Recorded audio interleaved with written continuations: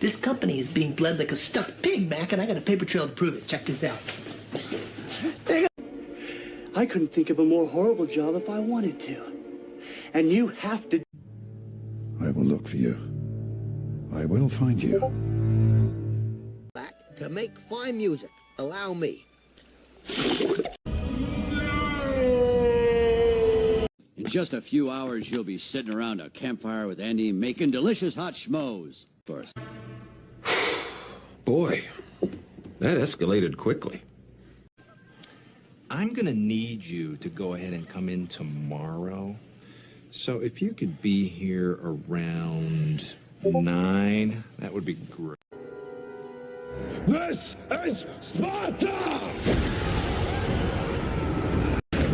You shall not pass! Raider!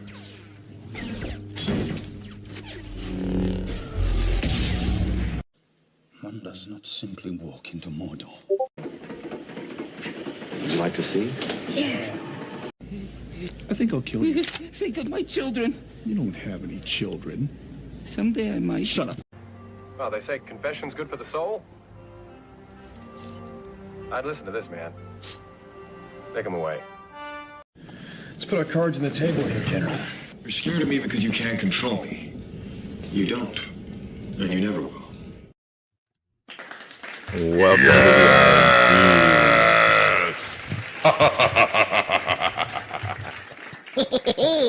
Welcome to the Iron Seas. It's your host, the Ultimate Kahuna, along with my co-host, Mr. Son of Sasquatch AC Pritchard, and our lovely, large-breasted guest, B.A. Turner. How you guys doing? Not bad. How you doing? Not bad, man. Just driving way too far for this particular job. But other than that, it's a good day, man. It's a good day. Got my bisexual lighting going on, so we're all good. But we'll start. AC, how the hell are you doing, my friend? Well, I'm doing great. Had a busy week on and off the road running errands and putting together this lyric video that's coming out, and some side work too for another podcast that oddly I got kind of commissioned to do in a way. Like weirdly, it's for like the state of Minnesota. It just basically in a roundabout way, absolutely, yeah. It's yeah. I mean, it's making money doing something creative, which is what you should be doing with your time. So it's absolutely. Like, people want to say you want to do stuff for a living, and it's like one of those things where, or like use their creativity for a living, right? Like, and then it's just like one of those dry scenarios where, okay, I guess, this is doing it. But I got to have fun. I learned how to do animation stuff, which we might add to some future content projects. And while I'm here, and real quick before we get into the show, why don't you go ahead and check out all of our stuff over on the Iron Seas link tree, as well as the AC Pritchard link tree there. You'll find all of my stuff, graphic AC's novel book, music for AC, as well as Justin. And do we have Jared's stuff up there yet, or no? On the link tree, actually don't think so. Not quite yet, but I will add that actually now that you mentioned that. But yeah, also check out Saga of Sunsets. It's a great story from AC's book. But BA, how was your day, my friend? Not bad. I just actually finished my work day at a meeting actually at 9 o'clock. So a nice change up after that. But yeah, been busy but good. Nice. That's how it should be, man. When I'm not busy, I'm like, something is wrong with me in my life. Like I got to be doing something. I hear you, man. It's like busy squirrelitis or something. And also acknowledging Mayor of Orc City, definitely not John A. Douglas in the chat. Yeah, no, I liked Sin City. That was a fun movie, man. I can't believe I had never seen it before. It's kind of a fun way to go there. Yeah. But yeah, great movie. Yeah. He said he did like it. Yeah. And I mean, like, for as much flack as Snyder gets, there's some good. There's actually plenty of good. I don't examples. love every film Snyder makes, but I do like certain films, and this, this is a fun movie. But yeah, like I'll just go in lieu of Evele being here and giving us his lovely opinionated little synopsis of the film. I'll give one real quick. that was definitely not written by AI about 43 seconds ago. Yeah. Wait, I gotta do this right. Mhm. Sin City is a neo-noir crime anthology film based on Frank Miller's graphic novel series. Set in the gritty, corrupt Basin City, it weaves three interconnected stories of violence, redemption, and betrayal. In the first, hardened ex-con Marv seeks vengeance for the murder of a prostitute who showed him kindness, not unlike my own life. In the second, private investigator Dwight battles a sadistic cop and a powerful mob to protect a group of prostitutes in Old Town. This could be my autobiography. I know. The third follows Hardigan, a disgraced cop, as he sacrifices everything to save Jessica Alba from a depraved predator. Shot in stark black and white with splashes of color, the film blends hyper-stylized visuals, brutal action, and a dark morality tales in a rain-soaked, morally bankrupt urban hellscape, otherwise known as L.A. That's it. Well, heck yeah. I mean, it's L.A. if you combined it with Seattle and made it really rainy. I mean, that's what Pretty much. Mm-hmm. I mean, Seattle kind of does that already. I guess it could be Seattle.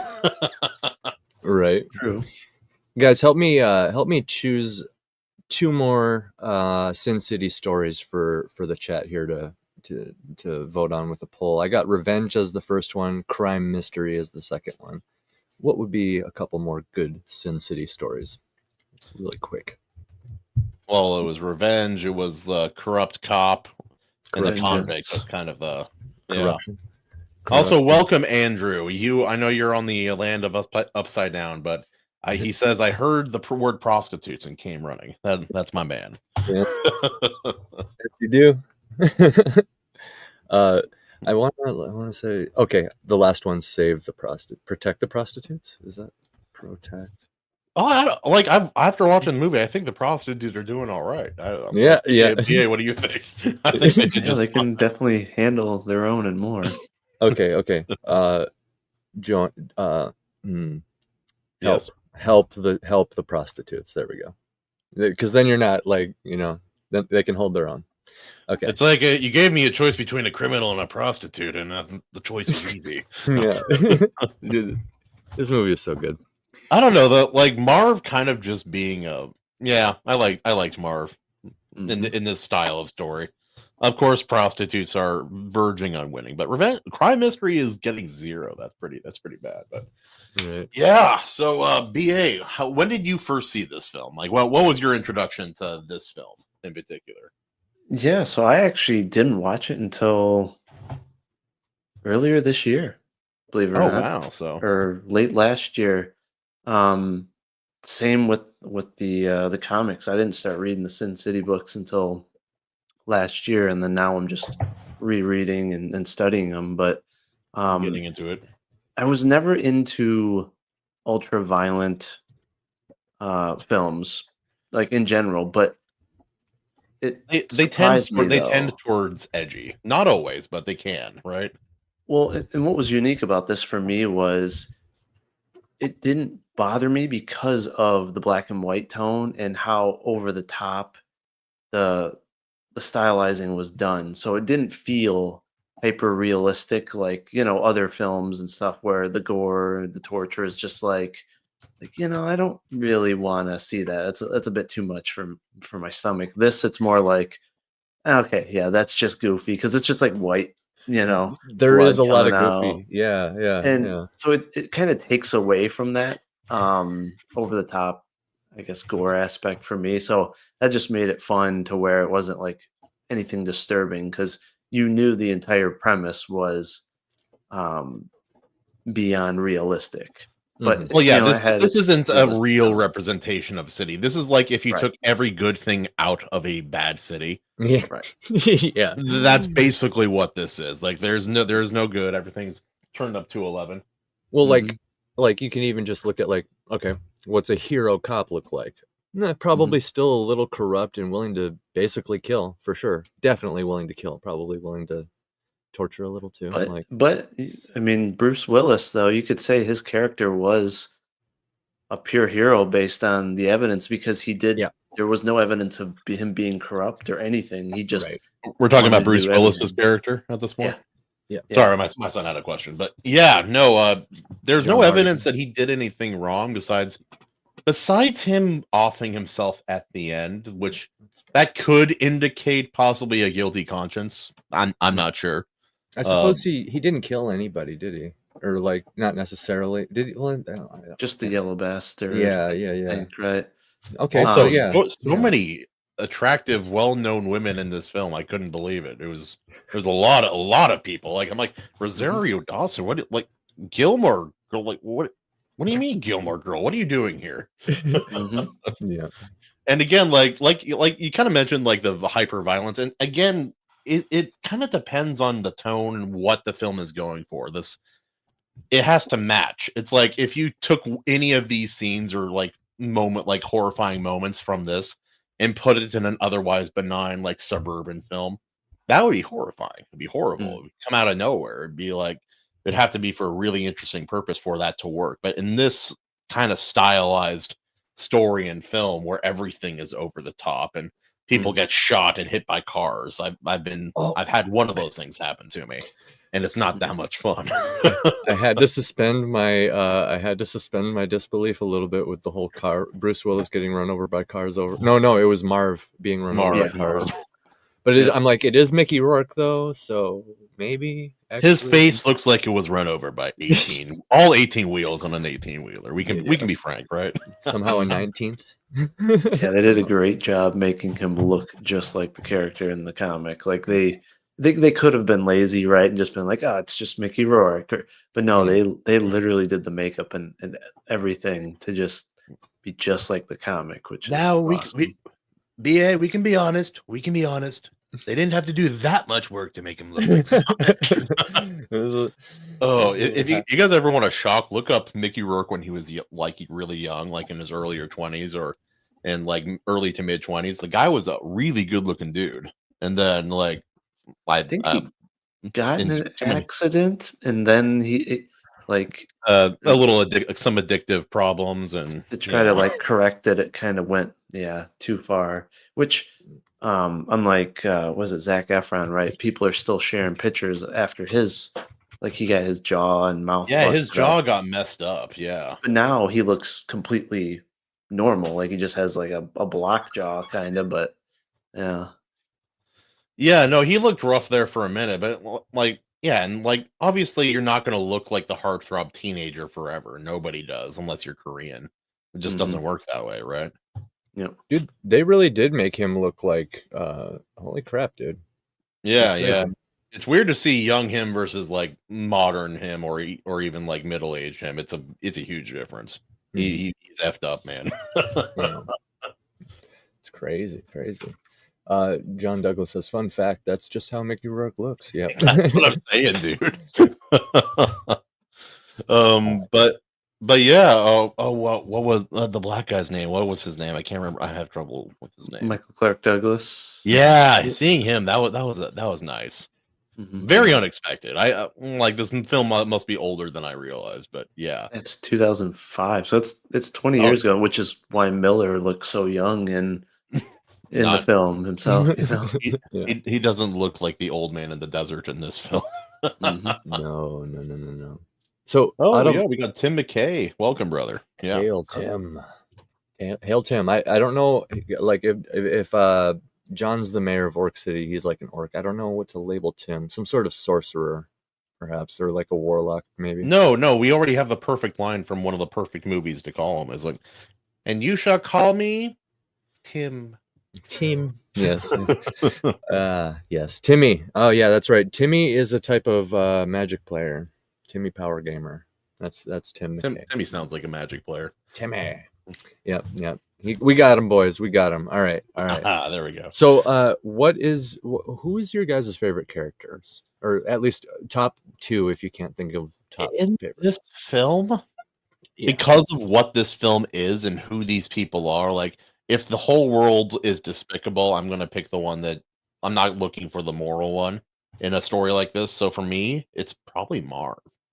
Marv was dope. The way he was portrayed, the durability, the no F's given, the kind of brutality of his character. It's like the guy got electrocuted and just asked him what's next. That's pretty metal. I want to say mine before BA says his, because I'm sure as you know, audience, we collaborate with our guests to choose the movie based on some of the stuff that they personally do as well, and and we all discuss it. So whichever movie has the hottest women, that's all. Sometimes that's that's sometimes how it goes. Just a coincidence. It depends on the guest too. But yeah, I suspect BA has had a favorite for a long time. So I'm gonna say mine really quick. I'm very close with Kahuna and Marv. Very close. But I'm gonna have to say I'm gonna have to say John Hart again. I'm gonna have to say Bruce Willis. He was cool. He was cool. He's kind of got this martyr aspect to him. You get chills sometimes, like the first time he like offs himself at the end. It's like, not really for that kind of stuff, but it's a very well. Makes you wonder about his character. Makes his character more mysterious. Yeah, a little less delivered. simplistic. It's delivered. Yeah. So BA, your favorite? Yeah, I'd say from a protagonist standpoint, I'm gonna I'll say a tie between Marv and Dwight, because they're both phenomenal characters, but in their own ways, right? Obviously, Marv's a little bit more unrealistic, a little bit over the top, but just such a cool character. And then Dwight's got that suaveness to him, but also has that grit, and you can tell he's got a bit of a hero in him. But in terms of antagonists, I like Jackie Boy, like Benicio del Toro was. He did good. Casting was great, and the faces he makes. Yeah. So there's parts about Dwight that much Clive, like Clive was cool. Yeah. Right. Great choice. Much like when Marv was getting hit by the car a few times, and like, okay, I'm realizing I'm watching a movie again. I'm not in Sin City anymore. I'm in my living room. There's a moment or two like that with Dwight, but like actually I forgot about his narration. That he has very good narration, like with all the Jackie Boy stuff. And just the fact that he's like going insane and stuff. I like actually the narration was good for everybody. Yeah, protagonist had a good narration. Yeah. Also, the prostitute having a twin sister who is just obviously like the same. Like I'm like, it's obvious, but it's fun. I like that. What'd you guys think of that? Where it was literally like, here's the same actress. The character even thinks it's the same character, but it's twins. This movie, this was in the book, and it's because it's Marv. It's like this guy obviously isn't right in the head. He could be, it could be an illusion. It's the perfect confusion for him. Yeah, actually, you're right. Yeah, because you don't really see her with the other prostitutes. True. Yeah, and also the way this film is, like, it doesn't give you information in a traditional way. So it kind of has, like, it feels a little psychedelic in that way, kind of like one of those movies a little bit. Yeah, I like it. It did kind of jump around a little bit, but it does feel like it was on purpose to kind of make the world feel more interconnected. But how does it feel as an adaptation, BA? Like, because you mentioned you started reading the comic and such, but perfect. It's like one for one. Each of the stories, the three that they covered. And that's what's unique about it, is that's how the books are. They jump around from one book to the next to the next. You're going from one character to the next. You're going back to a character that's already been killed, but you're like, oh, this is back in time, and oh, now I understand how this character is connected to what's going on over here, and then this character was connected there, and the movie did a good job in like laying some Easter eggs that are clues. To where you're like, oh yeah, I kind of caught that he might be connected to that story as well, and where other ones where it's just a straight connection. But so I like that they didn't try to Hollywood it and make it their own, sequence of events. So yeah, back when they could. You get the right group of guys together too, and I suspect at least back because Zack Snyder does seem like he's still at least a little based, but he has said and added some elements to some more recent, more modern stories that are a little like he's kind of like riding that line. And he didn't actually direct this. This is Robert Rodriguez. Yeah, That's right. That's right. That's right. Yeah. Yep. I'm thinking But- Zack Snyder for some reason because 300. Because I'm here, so Yeah, yeah, For sure, yeah. But again, 300. We talked about a little bit before the show started, but what's great about 300 in this film is Frank was actually involved. He was a co-director and a co-writer, and both Zack and Robert Rodriguez were really, really adamant about making it a good adaptation and following what happened in the actual books. And which again, that worked out perfect. And actually, what's really cool about Rodriguez, Didn't Miller tried to direct his own film at some point, or he did Spirit. He also directed same thing, kind of or was the primary director on the second Sin City film. I think I've seen clips from the second one. Has the that weird little guy who was Robin in the Dark Knight trilogy. What's his name? That actor. It's a very Joseph Joseph Gordon-Levitt. Yeah, that's it. He was good in that. Yeah. Yeah, no, he. I saw a clip of him like just being the most suave man on the planet in that movie. I'm like, this might be worth a watch. Yeah, there's a lot of returning characters, and again, it ties back into these three stories in many cases. And what was cool about what Rodriguez did with this film, and I recommend people watch his interview with Rogan, but he said that because the whole thing was done on green screen, the whole thing, which is you can kind of tell, but because of how it's stylized, like it's perfect in the black and white. It gives it that noir feel and everything. But he said that he knew that Miller had kind of been burned a bit with Hollywood because he was a writer on, I think, RoboCop 2 and 3. Interesting. And he kind of struggled with, again, hitting walls with Hollywood or directors and stylistic things and like things studio obviously wanted. Yep. And so, he convinced Frank to come out, and he's like, "Hey, on my dime, I've already shot like basically a preview of this film." He already convinced, I don't know if it was Bruce Willis or Rourke, but he convinced a couple of the folks to come out and just shoot a short film, basically. And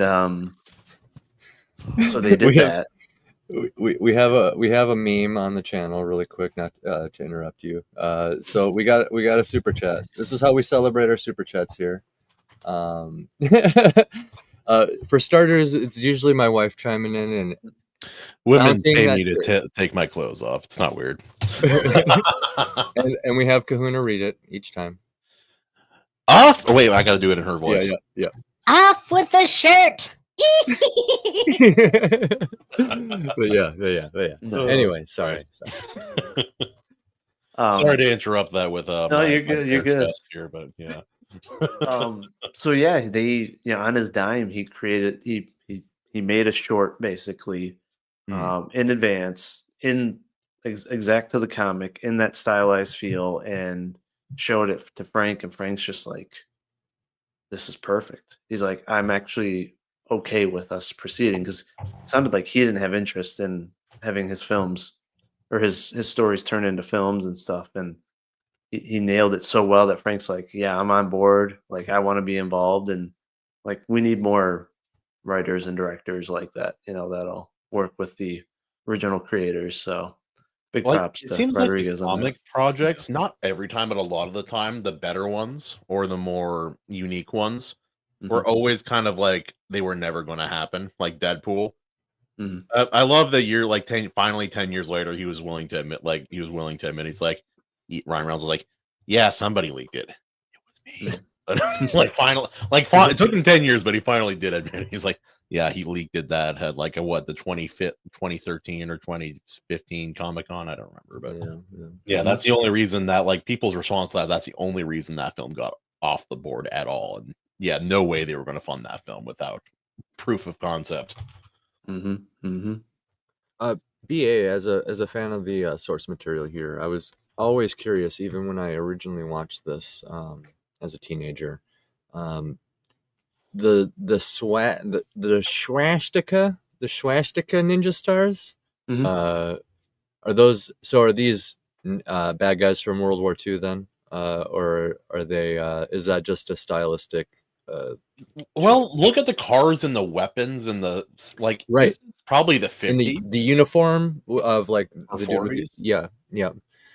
Yeah, that's my guess. Is it's the time period, and they don't explain it in the books, or at least I don't think they do. I have to do a little research on why Miller added that imagery, but I don't think it's obviously. I doubt the women are Nazis. They would be Exactly. probably doing what they're doing, but I think it's almost like they're doing it as a okay. What's the right term here? Like Pop it's like factor kind of thing? it's like irony. Like they're trying to they're taking down fascist men and pigs with their own symbol type of thing. Yeah. It's like if they're not going to see us holding these weapons. They're going to find swastikas buried in the foreheads of these people. Gotcha. Yeah. And right here, I actually asked Grok really quick. It says in Sin City, Miho uses weapons designed as a symbol that as manji. I think that's the term for the original term for that shape and that symbol. And that was the other thing I suspected, is it could just be a hearken to the original thing, which could be Frank Miller trying to take it back a little bit from fascists. But it says it appears in the original work. The film faithfully adapts it. Her ninja star is shaped like you know what, and it just mirrors shaped like a Yahtzee. Yeah. That's what we're talking about. Yep. It strives to replicate it. Its visuals, those shaped weapons were included. Like, so it's just faithful is what it's saying. The symbol. I'm going to toss out real quick. I hate that YouTube doesn't like certain words and won't let us talk about normal people. I didn't even know that was one of those words. Oh yeah. That word, even saying the pew pew word is bad. Delete instead of other things. Yeah. Talk about sliding in the sewer, a sewer slide, if you will. Yeah. There's lots of workarounds, but the whole it's all bullshit. Just to cut out the middleman here, Grok is basically saying, I don't know, it's faithful from the comics, and here's what the manji typically means, like traditionally. So it's probably hearken to that. I could dive deeper into it, but one of those interesting things. And then Grok called you racist. All right, good. Oh yeah, should I ask him if I'm racist? Something John said too. It's like he could have just done it just to do it, right? Because Frank liked to go against the grain, and he's like, hey, could I get away with putting that in there for no reason? And I hate to say it, but it fits with the book, and it looks really cool with the art, and turning them into weapons and all that. So it's like it works for the story. Yeah. Frank Miller's interesting to me as a comic creator. Like I really like some of his work, but then like there's one specific comic of his that I think is one of the most overrated.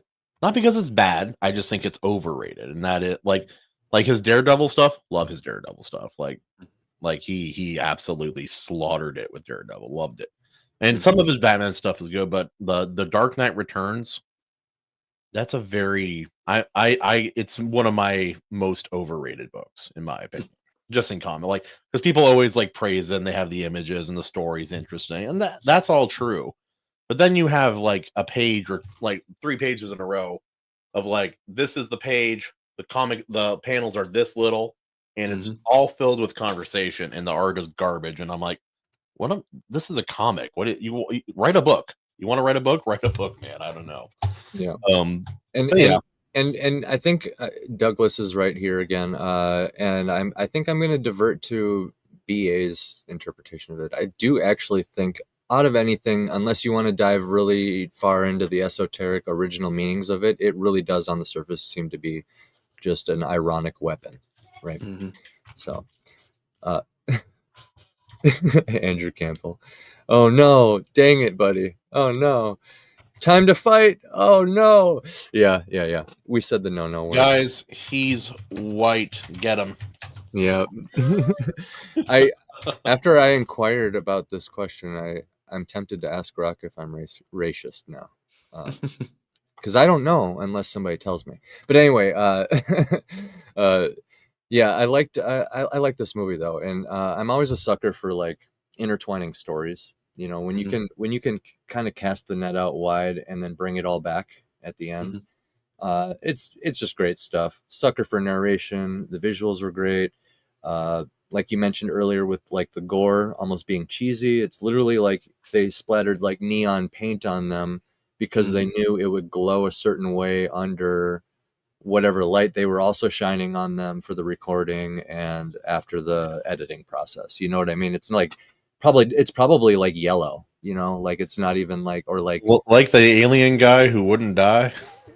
yeah. Is there symbol? AC, you're the expert on symbolism. What's the symbolism there? What's going on there?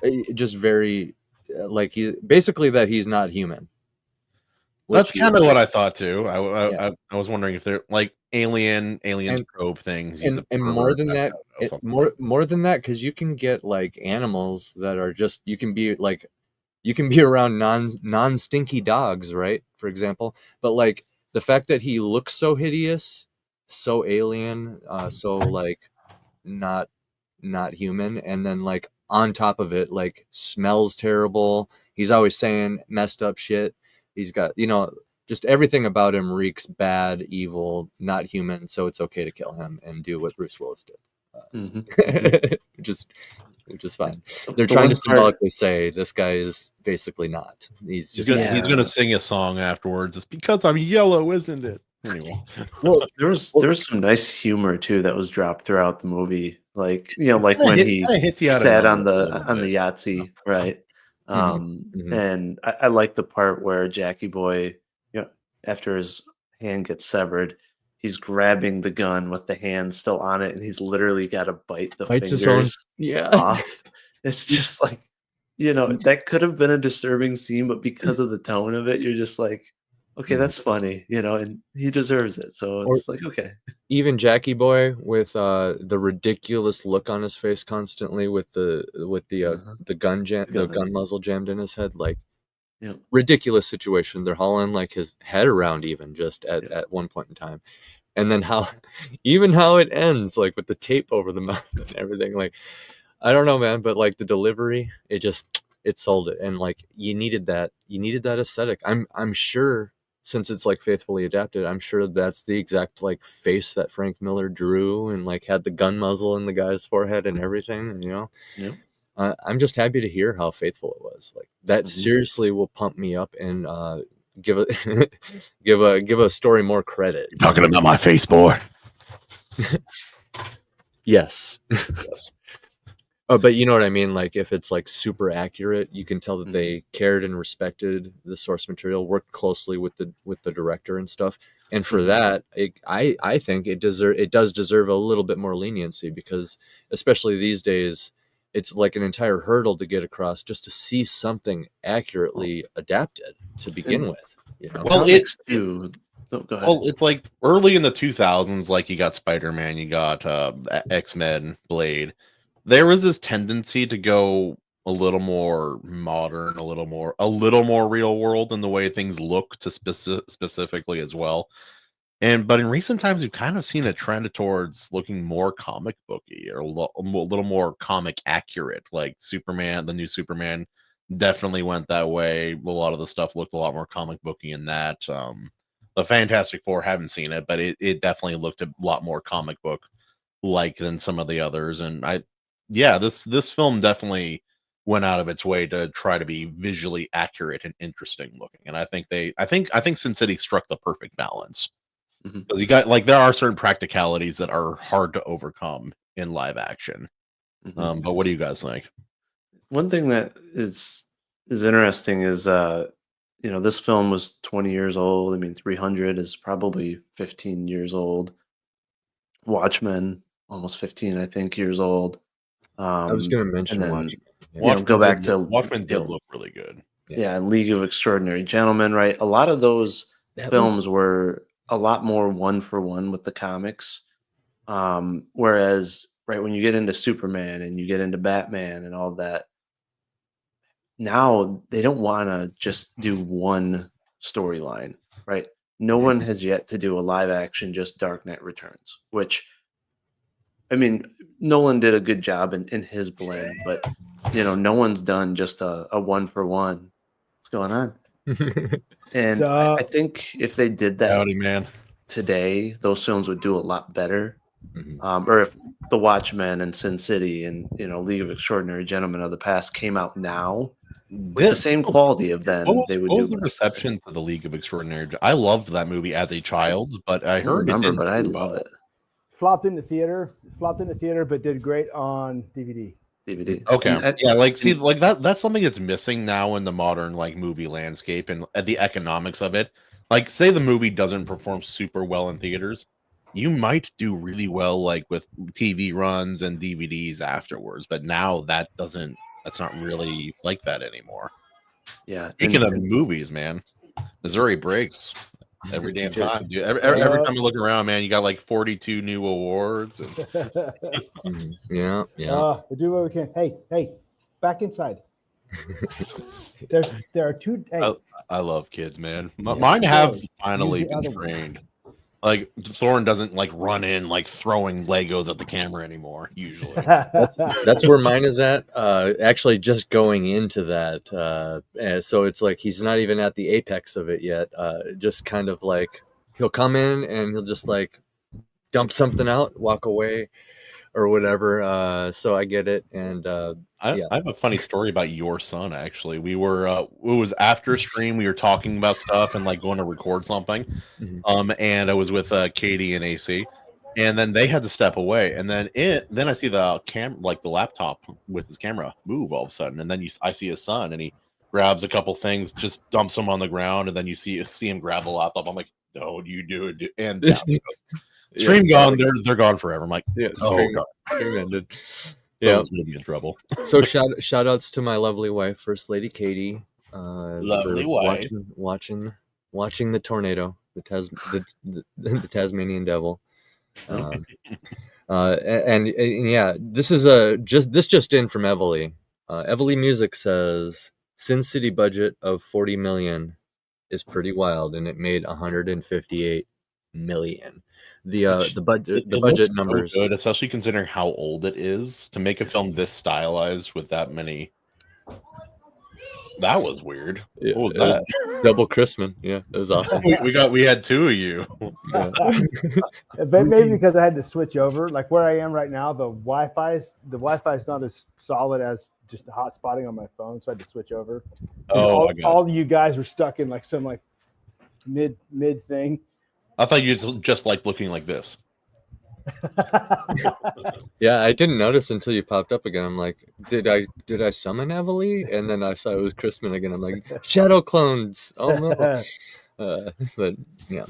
Well, one interesting aspect too is like, with again all these films coming out in the early 2000s or whatnot. I think had they came out now with social media, right, they would have made so much more money because I don't think they were marketed well because there wasn't anything other than commercials on TV, right? Where now, I mean, even now you have like the Superman film, Fantastic Four, and all these that they don't really make as much as they should, but it's so easy to make sure everyone knows that movie is coming out, and yeah, I mean that Sin City. They had to be pretty creative with marketing back then, but like you know what you don't see anymore? You don't see any of like creative like websites or weird like scavenger hunt kind of like weird stuff that people used promotional to do, events, but weird promotions that people used to do for films. You don't see that very much anymore, which is a shame. Like I'm sure if Jared like when promoting his film had like showed up in costume and like wanted to fake gun in people's heads, would have gotten a lot of attention one way. Probably. I mean, and he would have gotten his the premiere. Yeah, it's like you're gonna watch this film and you're gonna love it. You're gonna rate it 5 stars. Yeah. So it's like social media. Social media is it's like one of those typical human inventions that once we have it, we're so lazy after it. So it's like marketing just stopped trying. It's like, probably put it on social media. It's fine. That's all you need to do. Yeah. Oh, and if that's struggling, like you can guarantee that literally everybody, at least in America, but actually we're seeing that you can go super mega quadruple omega viral if you just say something controversial, as long as it doesn't backfire like Snow White and others. Then yeah, everybody knows about it. It worked for Superman. They went Imagine super making mega. a story about Snow White and the Sweat Seven Dwarves and then not hiring any dwarves. I know, bro. Holy crap! You got the ball so hard. Oh man. One thing that bummed me out with Sin City, though, not with the movie itself, but like what came afterwards, is because like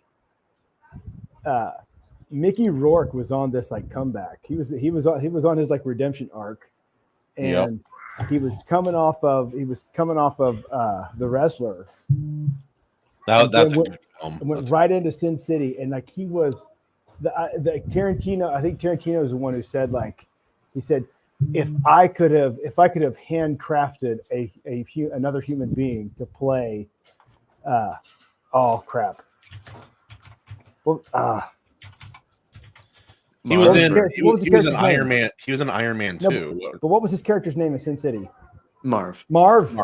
Yes. If I could have handcrafted one person to play Marv, it would have been Mickey Rourke. And like he was so good. He was like so good as Marv. We were that was with John in the chat earlier. It's like he looks like him. Like they didn't have to do anything. No, easily my favorite parts of that entire movie were all about Marv. Like anytime he was on screen, like I was like in. And then like he just fell off again. It's like it was such a bummer, man. I like how I immediately knew everything I needed to know about him, like from his first scene. I'm like, he's gonna slap the shit out of her in a second. there it is. Yeah. It's like, wait, you're not Arnold Schwarzenegger from any movie in the 80s. What's happening? Right. What was it? The Mars Schwarzenegger, Total Recall. He slaps. Oh yeah. Whack. And in Predator and in like 3 other films. It happens with an amazing frequency. I don't know why they wanted to do this, but they did. And that answers my first question, Chrisman, which was who is your favorite character? So that was obviously Marv. Yeah. Marv. Yeah. Like in this movie where there aren't really good guys in this movie. Like they kind of are, but not really. Like everybody's kind of like the world is dark and so are the people. It's like I'm gonna go with the guy who's is the meanest to the really bad people in this movie. And for me, I think that was Marv. Yeah. I do like how Bruce Willis takes away both weapons. Mm-hmm. Yeah. Yeah, that's a good scene. As you should. But really quick, guys, let's check in on that. Let's check in on that poll. Any predictions without peeking? What's the poll? The poll is it's a nice poll. People dance on it. We enjoy it. Lovely poll. Lovely poll. You choose your Sin City story: revenge, crime mystery, corruption, or help the prostitutes. What do you say, Chrisman? Don't be a simp. Oh, vengeance. Vengeance, yeah. There we go. That's it. Let's see what we got here. We got whenever someone says vengeance that way, I think of the Grinch of all things. Vengeance. Yes. That's a good thing to think of, I think. But we got okay, there's the number, so the chat's not covering it. I also like this. Looks like a problem list at like a police station. Revenge killings, crime mysteries, corruption, and helping prostitutes. Yeah, these are our ideas. These are our 4 pillars. There's a percentage next to it too. Like this is like what's going on in the city. Yeah, or something like that. A lot of revenge in this city. A lot of fatherless homes. Speaking of fatherless, but yeah. Guys, overall, I'm a sucker for stylization and narration, so I'm gonna give this a hard float, especially when you get that third pillar of like accuracy. Super accurate, yeah, because like then all the criticism just goes to the original Sin City story and Frank Miller, right? And then that's a whole nother conversation. When it's this accurate and Miller was involved in the production and he like. He seemed like it sounded like he was pleased with the way it came out, unless I'm mistaken. But yeah, well, he was involved in every step of it. So that's cool, dude. That's cool. So AC gives it a hard float What about you, Gerard? Yeah, definitely hard float. Like and like, I love what AC said. It's like this is one of the few adaptations that are like, one of the closest one-to-one adaptations. It's close, it's as close to comic book accurate as any film's ever been. Mm-hmm. I think with like the Watchmen being real close to that. There's one other, and it's older, and it's not one you'd expect. There's a movie from I think it was maybe 1990, but if anyone can remember the comic movie that's all just about as accurate to the comic, let me know. I'll give you a woo. Yeah. He's talking about the new Transformers movie. I saw a clip from it, and it looks dope. I have not seen that movie. I know Maji saw that movie. She loves she's a huge Transformers gal. So yeah, that's the most recent one. Yeah, Transformers 1, the animated one. Interesting. Yeah. Everybody's a lot of people had a lot of good things to say about it, and I've heard nothing but good stuff. It has not made enough money. It's not going to get a sequel, which is just a shame. Like, hate when that happens, but we need to celebrate the accurate adaptations when they happen. Yep. Now more than ever, and going into the future, even more than now, because think about it. Eventually, everything's going to be written and done by AI. So you're going to want that human-made diamond in the rough that doesn't pop up as often anymore to be faithfully adapted. If that's the only shot the next Lord of the Rings is going to get, you want it to be better than Lord of the Rings done by AI sounds like a nightmare. Oh my god! I know, but we're not done, ladies and gentlemen. We're not done. BA, obviously a float, but how hard of a float? Any final thoughts? Yes. I'd say very hard float. I mean, this was again 1-for-1 adaptation, and it's along with V for Vendetta, 300. V for Vendetta. V for Vendetta is another one, man. One of my top movies. You still gotta watch that. Love that movie, dude. Sick. Like I love it when again they take one story, or again like in this case 3 stories direct from the book, put it right on the screen, and they're not jumping like I said with Superman and all that. They're pulling stuff from like 10 different comic versions, and it's like just mishmash, which it can work. Don't get me wrong, but it's a lot more exciting when you're like, hey, this is identical to this specific. You're like, I know this story. Yeah. Yep. I do have a funny thing to comment about Watchmen later, but I'll get to that later. I was pleasantly surprised. I had never seen this movie. It was an enormously star-studded cast, way more than like 4 times more than I would have ever expected. A lot of dead actors and actresses that I enjoyed seeing again in a film for once. And the style, what it was doing, the way it was delivered, the way it was adapted, hard float. But I do have to give an honorary predictive mention in this one. I don't think Justin would have given this a float. It would have been a bit like a floating turd kind of float. Nervous float, yeah. A nervous float. A nervous floater, yeah. And BA, like, you have to understand, it's because Justin doesn't like movies where people do bad things. Right. Oh, okay. Yeah. He would have been cheering for the bad. Oh, wait. Like, hold on. Marv said a prostitute. He's a bad guy. I don't know. Actually, he does have some thoughts. He does have some thoughts, guys. I'm glad you mentioned that. Okay. Let me turn my brightness up. Okay. God, I'm getting old. Okay. I think I'm the youngest one here. I'm always the baby in these groups. I'm not sure what happened. He said wait, BA, how old are you? 37. Oh, I am the youngest. Fuck. There are worse things, I'm sure. He said that weird Frodo. He watched it in theaters. Okay, and he said weird ass Frodo tripped him up. This wasn't far removed from ROTK. Okay, only a couple of years. Okay, so anyway, weird Frodo tripped him up. Well, because like he saw it in theaters, and so that means like Lord of the Rings comes out, like the last one, 2003. 2 years later, this comes out. Yeah, it's no longer Sam. It's now Well, then if people watch Wilfred, you're like, oh wait, never mind. I I don't see Frodo anymore. Yeah, you don't see Frodo anymore. You know what was weird? Because like I watched Lord of the Rings fairly young. Obviously, I'm pretty young. I'm like 94, but that's not the first film I saw him in. I saw him in Flipper. Oh, Back to the Future. He was in. What? He was in Back to the Future.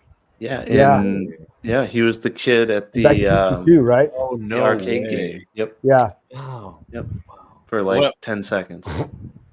When I was boring. I've been married to my wife at the time for like maybe 3 years, and she wanted a car. So at 3 a.m, she woke me up. She's like, "I found a car." Went and bought a Saturn from a sketchy neighborhood at 3 a.m. Worst decision I made in like automotively in a long time. But there was a childhood photo of Elijah Wood signed by him with like a weird, like slightly romantic message, and it was his signature, and it was just in the car. I'm like, who owned this car? This Wait, really actually, weird. now that you mention that, okay, no, it's not Elijah Wood. It's Mark Hamill's weird ass. I guess over all the years, he says personalized messages on all of his autographs of Star Wars shit, and there's some weird ones, man. There's some creepy ones where you can tell he's like clearly hitting on whoever, like, you know, brought it up there or something. Like, kind of like part of it is like I hate to be that guy, but different times, man. That's fair. Like Okay. that would not have been like uncalled for or like called out the same way it would be now. You're right. And they'd just been like, "That's goofy, Mark." Okay, just grabbing the ground, just grabbing them. Oh, Mark, you're doing it again. Okay, silly, so silly. It's like, isn't he funny? It's like, I don't know, man. Yeah, the guys are like, but anyway, we all agree it floats. Oh yeah. Yep. I don't think Justin maybe wouldn't, but that's fine. That's fine. That's why there's multiple stories in Sin City. There's going to be a stinker maybe, but it's Frank Miller, so I doubt it. And but like, not everybody's going to like it for the stylization. It's fine. It's fine. That's fair. 1 out of 5 people disagrees. Okay. To be fair though, like Benicio del Toro's character, I didn't get a chance to refresh it, so I can't remember the character names, but like he was so good at playing a total scumbag, unlikable. Yeah. I hated him. Yeah. Oh, he nailed it. It was so good. And that's part of the Yellow Bastard. It was just so on point with the comic, where you're just like, yeah, you like when they say he smells, like you're actually like, wait, do I smell something? Like, I can like, and he looks so gross. Right. So yeah, I agree. And to think some people wake up and look like that every single day. For real. And it all just starts from their ear being blown off. And anyway, it floats.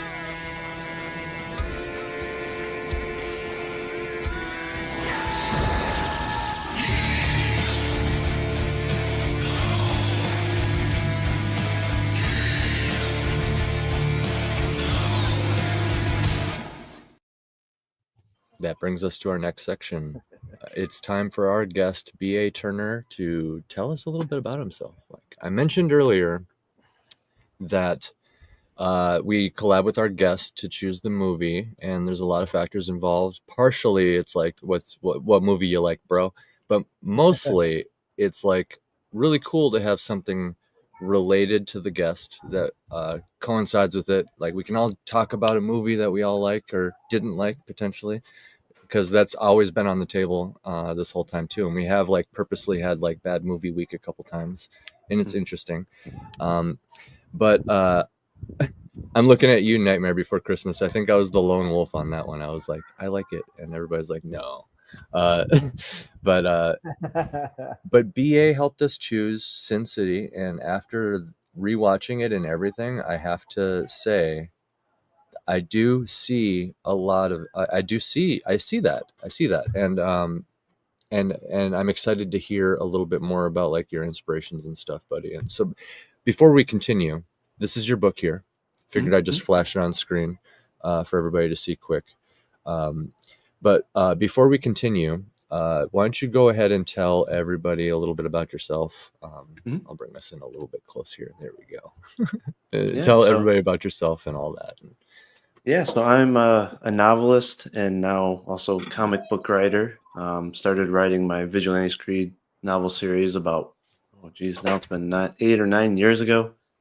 And did a two-story arc about a gargoyle and a team of vigilantes fighting terror in Detroit. And ironically, I was not inspired by Frank Miller at the time, not directly. But I started really getting into comic books as a result of comic book movies because I grew up in the middle of nowhere. I think a lot of people closer to your age and my age kind of were like that. The comic era, like real comic era, a little bit before our time, just a touch. Yeah, and plus, like I grew up in a farm area. Like there was no comic book shops anywhere nearby. Same. I didn't even know what a comic book shop was, or what it would be like. So, my mom grew up in North Hawaii without an address, power, or water, or garbage, and she still had comics. So that's the difference, man. That's wild. Based. Yeah. So yeah, I didn't get exposed to comic book characters really until like Smallville came around when I was in high school, and then that triggered me to start watching some of the Marvel films because it was just, back in from 2010 to 2017, right? It was just nonstop Marvel and DC films in the theaters. It was mostly really good. Yeah, Like we had the Dark Knight trilogy, we had early stage Marvel. There's a lot of good stuff going on, and like I don't even dislike the early 2000 era of. Like, because you had Blade in 90s, then you had the early X-Men movies, which I still really like, and you had Fantastic Four, which was, I'm not gonna say it's the same level, but it was fun to watch at least. They had a real Silver Surfer. Yep. The second one. Yeah. So BA, where did you grow up? I grew up in Michigan. Okay, I'm from Ohio originally. So yeah, yep. I've been to Michigan, but nowhere near Detroit. Like my grandma had a cabin like on the northern side of the lower portion. It was nice. It was nice there. Not very long. I'm sure I know the area because spent most of my life there. So, but yeah, I started really getting into the Nolan films, Snyder films, and that's what got me to start collecting comics. But it's what also gave me a lot of my inspiration to tell my story. And that's where I got indirectly influenced by Miller because, right, the Nolan films were heavily inspired by Miller. Obviously, Watchmen, obviously, all of Snyder's films were heavily inspired by either Moore or Miller. And so, once I wrote the novels and got addicted to the process of getting art done and decided I was going to do a comic, that's where I dove in heavy to Miller and Moore books, Marv Wolfman books. And that's why the last year and a half, I've just been studying all of Miller and Moore's works and also watching the films as well, because you can definitely learn things from different mediums. So that's what triggered me to choose the film because specific to the comics, Miller's ability to do really impactful and snappy dialogue is unmatched, especially with a gritty film like this. And the way he uses internal monologue it really speaks to me, especially as a novelist, right? You need to have that ability to. An old man dies, a young girl lives. Yeah. Came back around too. That was nice. I was like, it was like that meme, like perfect. Yep. So that's me in a nutshell. And I've got the 2 novels on Amazon now after having a pretty successful crowdfunding campaign, and now your artist put in the work and it paid off. That art was fantastic. Thank you. Very, very, very good. Oh yeah. And now I'm knee deep in the first comic issue, which I have over 44 pages scripted and got some art pages done. So hopefully in the next 6 or so months, I'll have a crowdfunding campaign for the first comic issue. So scripting a comic page is very different from obviously like novel, right? It's so different. It is. Process. You leave a little bit behind too. BA, you're adapting from source material, correct? Your own. Yes. So you can attest to this. Even the original author you are forced to leave a little bit behind when you when it transforms into that script. You could try to cram it all in, but as it turns out, it's a different medium. So it's like it's less of an interpretation because, you know, we're the original authors and all that, so you know exactly what the vision is and all that. It's just a matter of, like, you know, like the description of the room, for example, is just, it can just be conveyed through imagery, right? You can just show the room, right?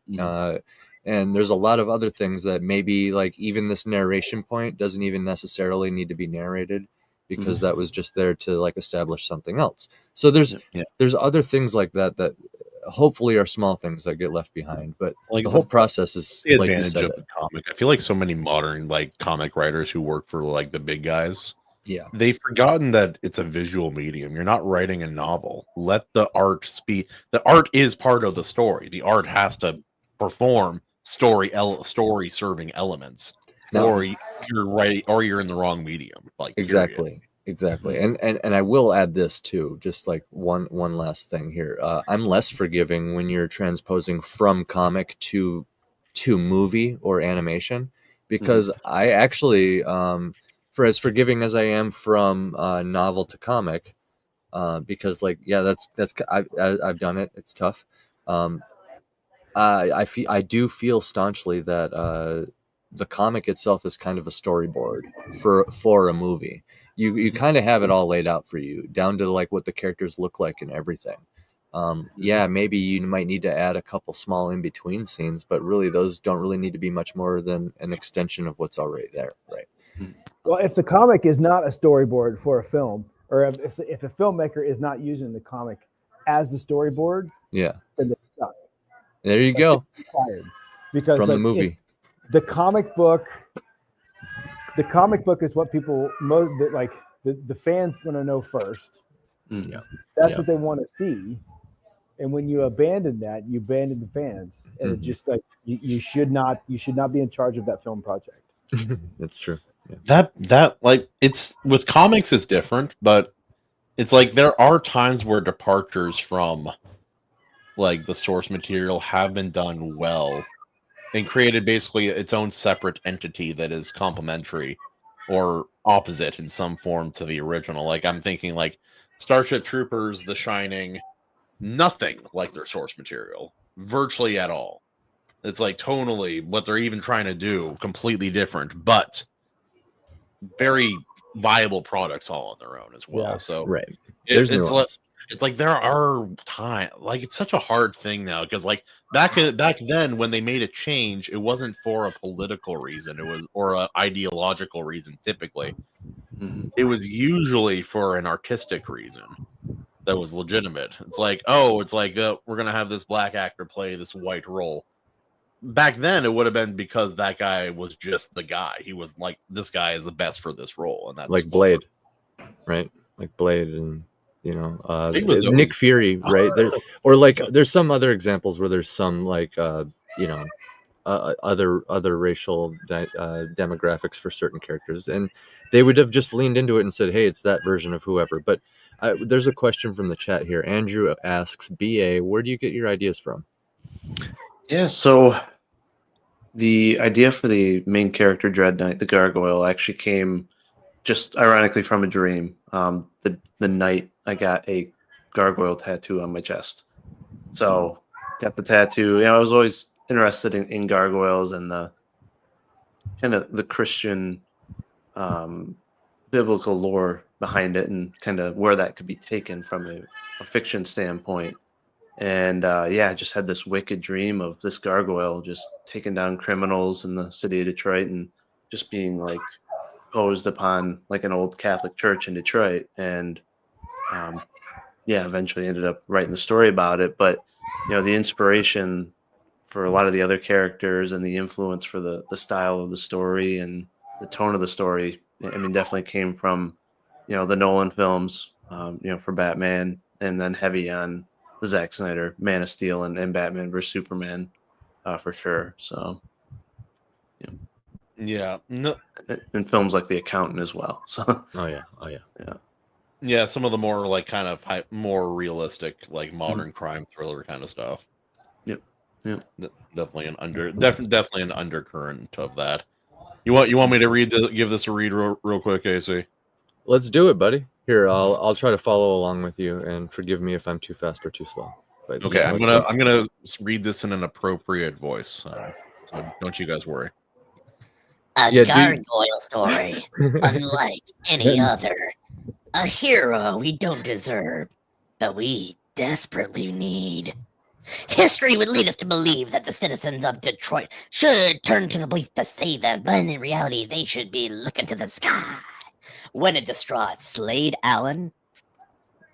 Wilson was busy, saves the life of Rachel Winston in exchange for his own. He doesn't expect to wake up metaphysically bound to a divine grimoire, or to have the power to save one of the world's most feared supernatural creatures waiting to be unleashed. Human by day, gargoyle by night, Slade pulls at the strings of Detroit's corruption, slowly unraveling a not a Yahtzee-era secret. Such a discovery spurs the formation of a team of vigilantes determined to crush the megalomaniac behind the city's undoing, probably the mayor.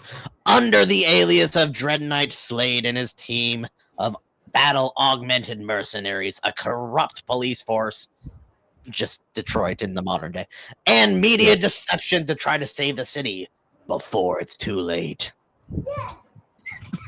Sorry, I'm coughing. Oh, yeah. There we go. There we go. Good well, stuff. Heck yeah. Let's get a nice. Anyway, that's how I imagine the narration for the movie adaptation of this would go. Obviously, something just like that. Maybe slightly pitched down a little bit. Yeah, maybe. Blood and stone. Yeah. Like a real good gargoyle voice, Well, you guys don't imagine your gargoyle. I'm here to save the city. That would be like, a like. Imagine he looks like that. He's he's powerful. He's kicking out 7 kinds of ass, and then it's just like itty bitty voice. Okay, but seriously though, when you hear the word gargoyle, does anybody not hear Keith David speaking from the show? Gargoyle? Yeah. That show was 18 times. That's how it goes. It's how it is. As soon as I saw it, like the first time I saw this on Twitter, X, like I saw that's the first thing I heard was Keith David. Yeah, dude. But I think you've talked about this before. Like, you weren't inspired by gargoyles. In fact, you might probably, if I remember right, you hadn't even actually seen the show before. I had watched it a bit as a kid, but I never watched the whole series through or anything like that. Yeah. But the imagery always stuck with me because it was such a unique concept, right? Unique characters. Yeah. And I just remember, when I was deciding to get the tattoo, I wanted something that, again, it could have some symbolism to religion and everything. And then I was just like, man, we haven't seen any good gargoyle content really since the Gargoyles cartoon. Like, you had the only film was I, Frankenstein, which actually had a cool bit of gargoyle lore in there, but otherwise you're like, they've never done a live action gargoyles. They've never done anything mainstream, whether gargoyles comics are always or kind of like a side character or like a background thing in like most media that they appear in. Right. And so I was just like, man, someone needs to make a movie or a story that's based around just a gargoyle. And I'm sure that is in part of what triggered, the dream as well. Cause I already had kind of that idea ruminating in my mind, but it's like still to this day, it's like, man, like they've done vampires, they've done werewolves, they've done all that shit a million times, but it's like a character like a gargoyle, there's so much potential, and you could have that super masculine, like Reacher-esque build and actor just dominate the screen. And it's like, but they want to just keep trying to do Batman and Superman, it's like, no, I absolutely want to see a 4th or 5th Spider-Man and Batman in a row. Yeah, that sounds good. Yep. Also, you got to be careful if like this ever really takes off. That like CW next year is going to come out with the Gargoyle Diaries, and nobody wants that. Dear Diary, his abs are hard as stone. Yes. But yeah, everybody listening, go grab his book off Amazon. The link is in the description. The one here in the URL might be a bit too long for the chat. I'm going to try to toss it in there anyway. We'll see what happens.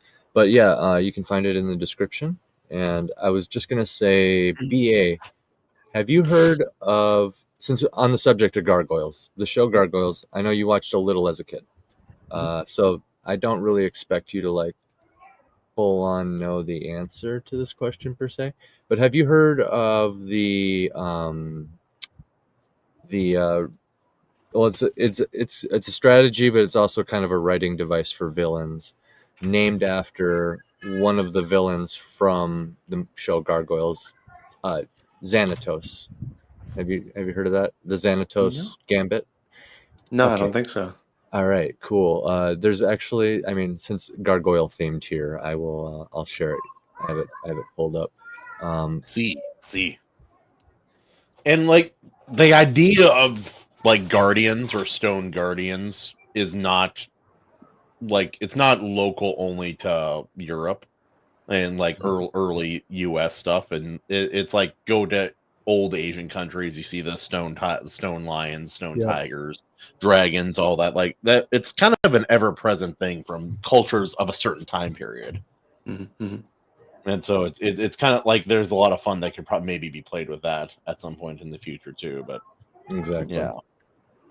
Just some fun fact tidbits here, since there's some gargoyle theme going on, and you know that show was urban too, wasn't it? So it very much a lot of the same themes too. So the Xanatos effect is a term derived from the animated series Gargoyles, named after David Xanatos, one of the recurring villains, or like I guess kind of a neutral character sometimes. Commander Riker.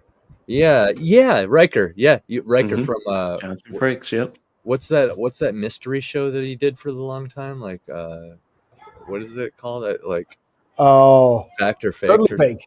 Fact. Something like that. Yeah. And anyway, it kind of seems like Slade Wilson from the Teen Titans show as well. Like if the plan fails, he still succeeds. Right. But TV shows and like animated series of all things, a lot of these use this storytelling device. It's where the villain basically always wins. You just set up a scenario where no matter what, the villain benefits, and that's usually how they leverage Superman or Batman or whatever, it is. Like there's the no failure state, the manipulation of outcomes. There's all this stuff that goes along with this because of the freaking show Gargoyles. Okay, it's so funny. The Xanatos Gambit is what it's called, because it's a gambit. No matter what, the villain wins. So you're just playing Russian roulette.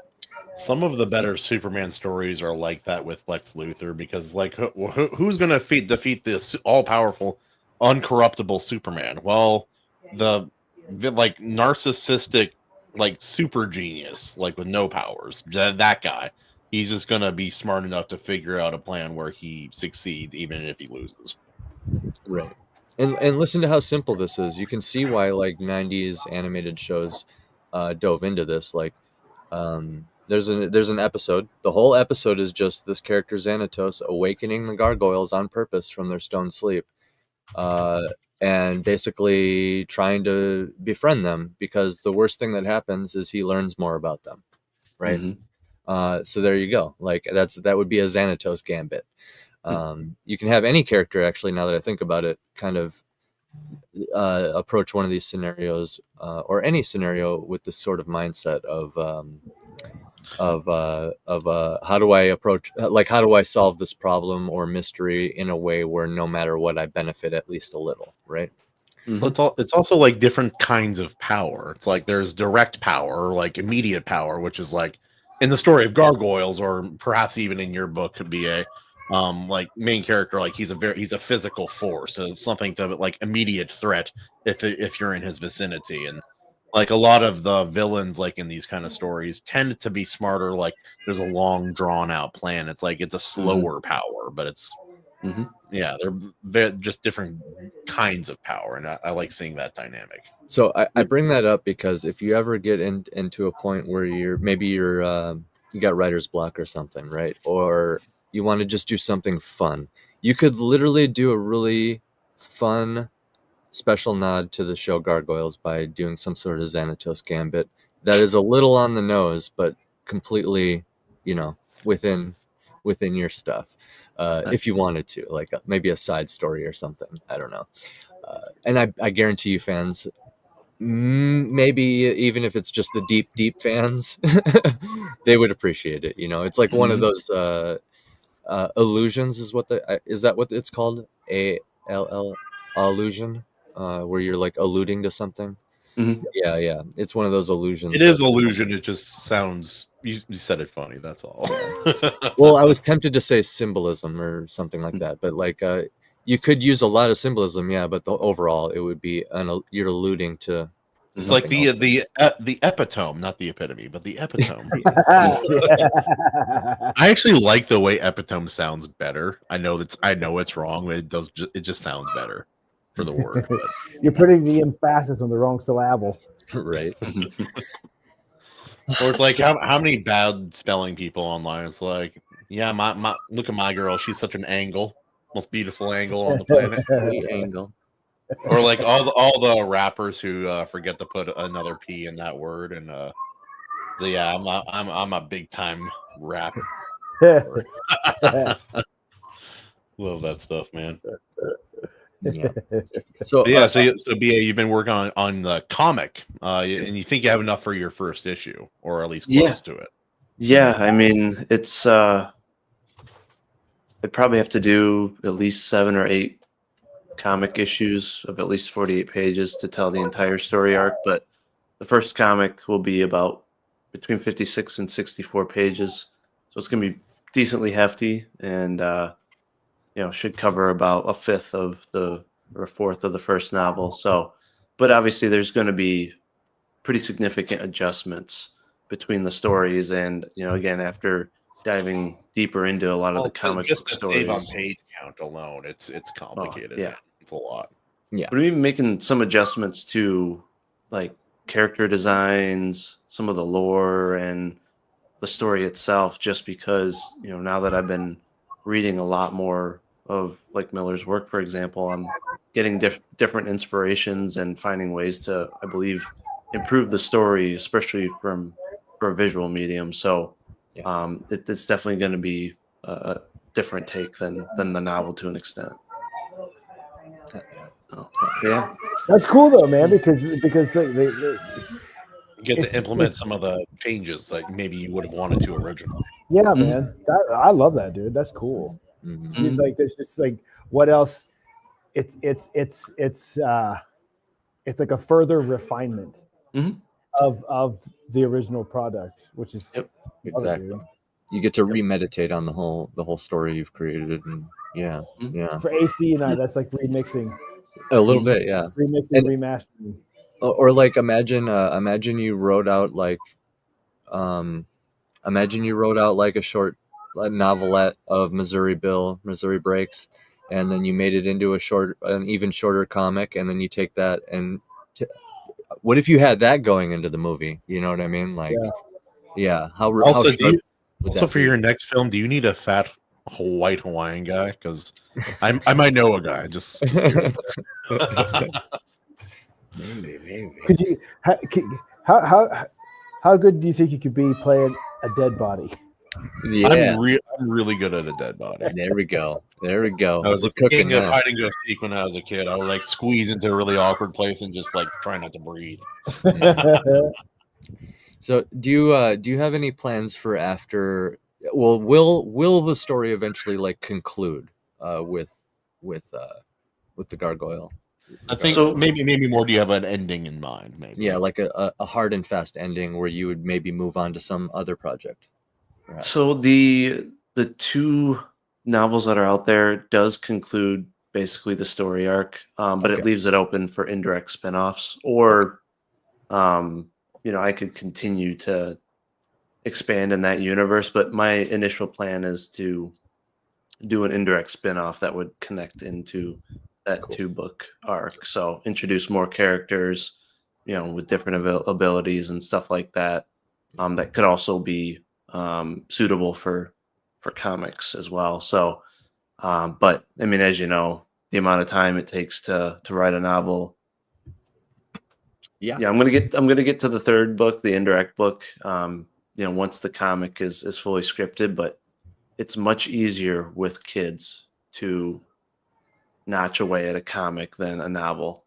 That's true. The days of hours and hours sitting and writing are just gone, to where it's like it's hard to get in that mindset. No shot. It's my problem is like my setup right now is down in my office. It's like it's not far away. It's like 15 minutes away. But 15 minutes there, 15 minutes back, I have kids. I either leave them, have someone, family or babysitter watch them, or God forbid, I bring them with me, and there's nothing getting done. Yeah. But yeah, I totally hear you on that, because I don't know about you, but the scripts I've sent to Mark Hatherley and Luke Stone, I try to be a little formal. Like, I've looked into how like a script would be handed over in Hollywood and stuff. Looked into it a little bit, looked up some of the bigger, the Titanic or whatever movie. You can find some of those scripts online now, and you can literally see how they structure everything and do it. So there is a little bit of like that dry aspect to it, but I'm not really ashamed to keep going. Like, I don't need my like descriptive chunks to be like super tight and thin. If I feel like I'm not describing something good enough, I will add another sentence and like maybe use less convoluted languge, more direct, like colorful layman's language to like, bro, it needs to look like this. You know what I mean? So I don't know about you, but you're right. You can chunk away at it in a little bit more informal way. Like, to be honest, you can be as informal as you want. I don't know if you like when you look at some Tarantino scripts, for example, some of his descriptions literally say, and then the guy raises up his hand cannon like a badass. Right? It's like, okay, well, good luck with the director. Tarantino is like that. That's how he thinks. I'm pretty sure that's not. Yeah. When he's the director, he knew what he meant by that. So he already has, So it's like, it can get kind of ridiculous like that. And I don't go that far, but I am. We need to host a debate on this channel at some point. The best Tarantino films, because people wildly disagree on what that film is. Like, for me personally, probably Kill Bill Part 1 and 2. Yeah. I really like those films. But anyway, sorry, off topic. Yeah. So do you get informal with your scripts? To an extent. I mean, I'm a big proponent of internal monologue and even long form internal monologue, which is something I loved in Sin City, where you'd have the full chunk of just black, right, inked background with some exposition, so you could actually get in the head of Marv and get some background, within a panel's length or a full page length. Because it's hard. You don't want to do it through dialogue. You don't want to have too many bubbles. So, but you definitely have to trim it up. You got to make it snappy so that you can have an impact on the reader without, again, you don't want your page just be buried in bubbles and dial or monologue squares. So but some of those Wolverine graphic novels from like the early mid 2000s, like Old Man Logan kind of thing, around that era, like some of those, like I can't remember. So some of the ones with his son in him, where there would be like full pages, like 2 pages in a row of it's like a film montage, but it's all internal monologue. It's like the one time when he stowed away on a ship and then like cut part of his bicep off to eat, and like just like there's all of this internal monologue, and it was like I never once cared that it was internal monologue, because it's like you're in Logan's head while he's out there doing his thing, and it's like part of it, like sometimes it'd like go through, it'd be this like vicious fight where he's gutting everybody, but all you're getting is just his internal monologue of it. It's like, that was cool, man. I always love that.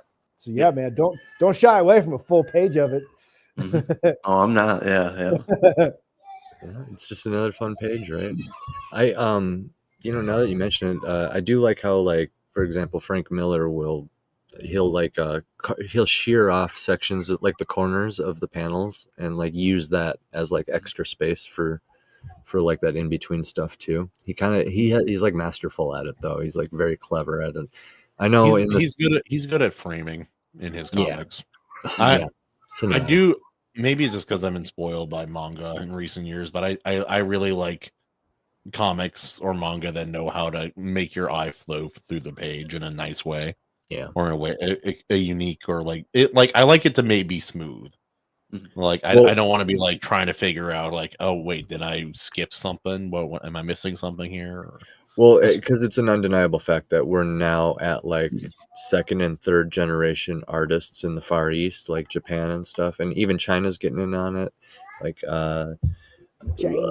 with the animation and the comics and stuff. These are literally people who were raised by animators.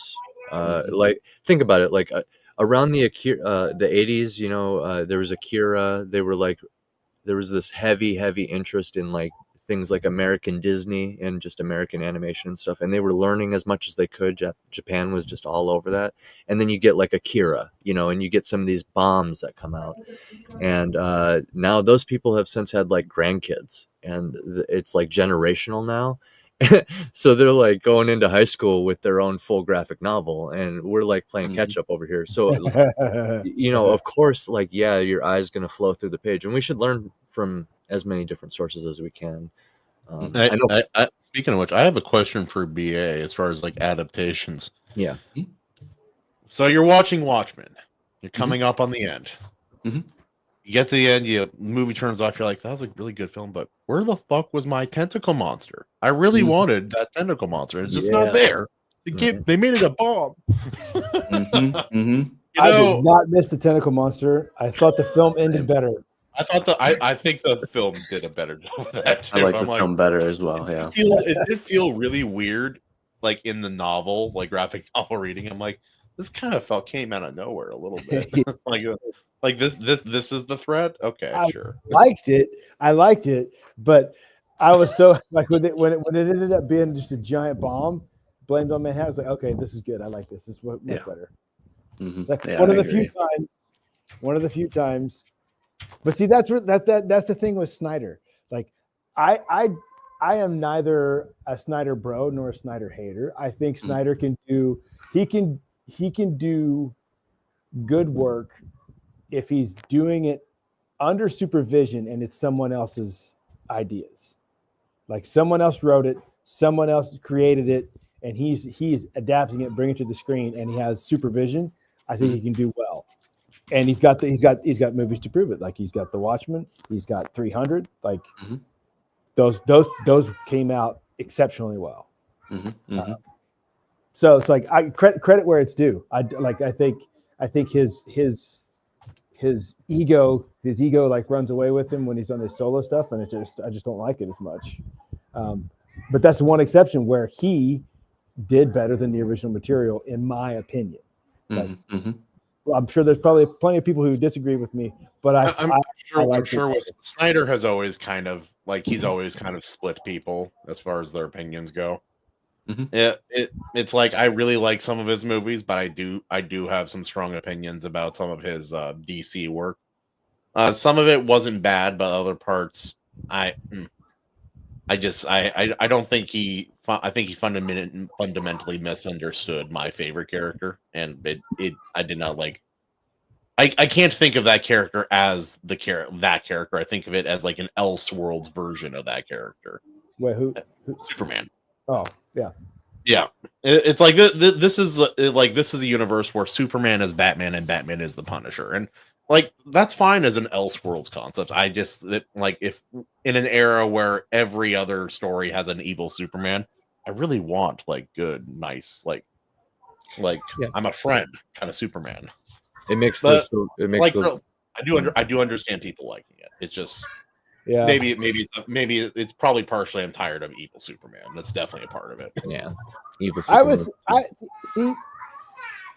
Growing up, I always first of all, I never had my own comics. It was my friends had comics and I had to read them because one, we were in the country, so only the kids who ever went to the cities were the ones who had the comics. Yeah. And they were. I had two friends. What kind of powers does she have? I was very I was very lucky to have gracious friends who let me read their comics, and I was always much more drawn to Batman, Wolverine, Spawn, Spawn in high school when it first came out, those characters.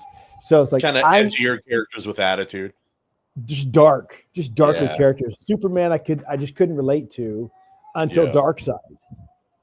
Yeah, because I get it, but still, I never felt like it connected with Superman until Snyder's Superman, Man of Steel. Here. Because okay, it's the first time you see what would it be like to be a teenager who could knock his school down, having a bad day, and not do that, and choose not to do that, and continually choose not to do that, despite all of the stuff, living with all the crap every teenager has to live with. It's that's interesting. Yeah. I hated the way they treated Pa Kent. It still bums me out, and I thought Jor-El in Man of Steel was awesome. It was the best alternate look at Kryptonian culture that I think we've seen, because there's there's the classic era, then there's the evil basically built from a Kryptonian kind of ideas people have put in comics a few times. And then there was kind of this animal, this weird mix of ancient and modern that was the new Man of Steel depiction of it, which I actually really, that was a part I really enjoyed. It's a far departure from the white crystals and kind of weird Tron setting of the original 78 Superman and a lot of the comics. But I thought it was a really good alternate interpretation. Yeah, I think because I have the benefit of not being a big Superman fan growing up, watching Man of Steel without being so dedicated, committed to one version of Superman or my favorite version of Superman, that I was able to actually enjoy it a lot. There's a lot about that film that I really enjoyed, and so because for me it's that. Relating to the human side of Superman, what is it like?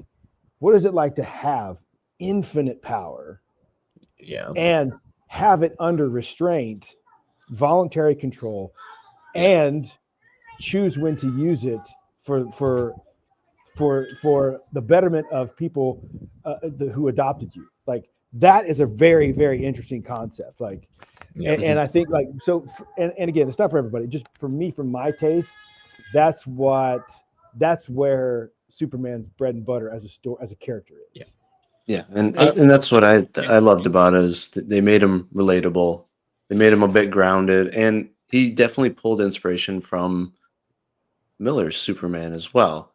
And I liked how Miller almost mocked Superman in Dark Knight Returns, because too often is he just the gullible American patriot who really isn't doing what's best for the world. He's a stooge for the American government, and he has to go through some trials and tribulations to realize oh, I need to just go with my gut and do what I believe is right and stop worrying about what humans want me to do. And I liked how, Man of Steel isn't technically a Superman film. He's not even Superman until and it's even then he does come across more like an Elseworlds version of the character. And it's very similar with how they handled Clark Kent in Smallville, right? In Smallville, he went through stages with red kryptonite. He struggled with not wanting to hurt people. Treated red kryptonite like a drug. Yeah. And I'm like, what's the commentary here? so, like the first film, he's just trying to figure out who he is, and I like how again he's influenced in a positive way by his heritage and by his father. But it's really not until the second film where, you know, even though people assume it's dark and edgy, it's really just giving you that glimpse of, hey, what could happen if Darkseid comes? Like that's what the nightmare scene is all about. And they did a good job with that in Smallville as well. Is that's the whole thing with Darkseid, with the anti-life equation, that if he actually kills Lois, it's going to make Superman lose his humanity. And that's what happens to Batman in Batman vs Superman, is he's losing his humanity over time. And Well, so by they, by the time we see him in Batman versus Superman, he's basically the Punisher, not fully Batman as we know him. Full disclosure. I kind of really like that version of Batman. Me too. Well, we all kind of wanted to see Batman take the gloves off at some point. Yes. Yeah. Whenever like that movie was very disappointing to me. Maybe my third most disappointing, not the worst film, just most disappointing film in theaters for me was Batman versus Superman. It just they butchered I see the printing vision. of that I don't like the world and the way the characters were chose to be. It's like for me watching, like everyone's like, oh, you don't like Henry Cavill. I'm like, no, I think Henry Cavill in real life is more like Superman than the version of Superman they had him portray on screen. That's accurate. Yeah. And he looks so much like Superman. Let's be fucking real. Oh, yeah, He's Superman. no. Like, yeah, it's Superman. Well, in Batman vs Superman definitely pulled a lot from Dark Knight Returns, because that's in a way how Batman. That's how Batman is depicted, right? You know, he's already almost pushed to his too far beyond his edge, and he's lost Robin. He's, you know, lost all this and that. But you know, it also did a good job. Well, the problem is people forget that again. There's this full story arc, and what Snyder does is the same thing Miller does. Is he likes to deconstruct his heroes to reconstruct them even stronger and better.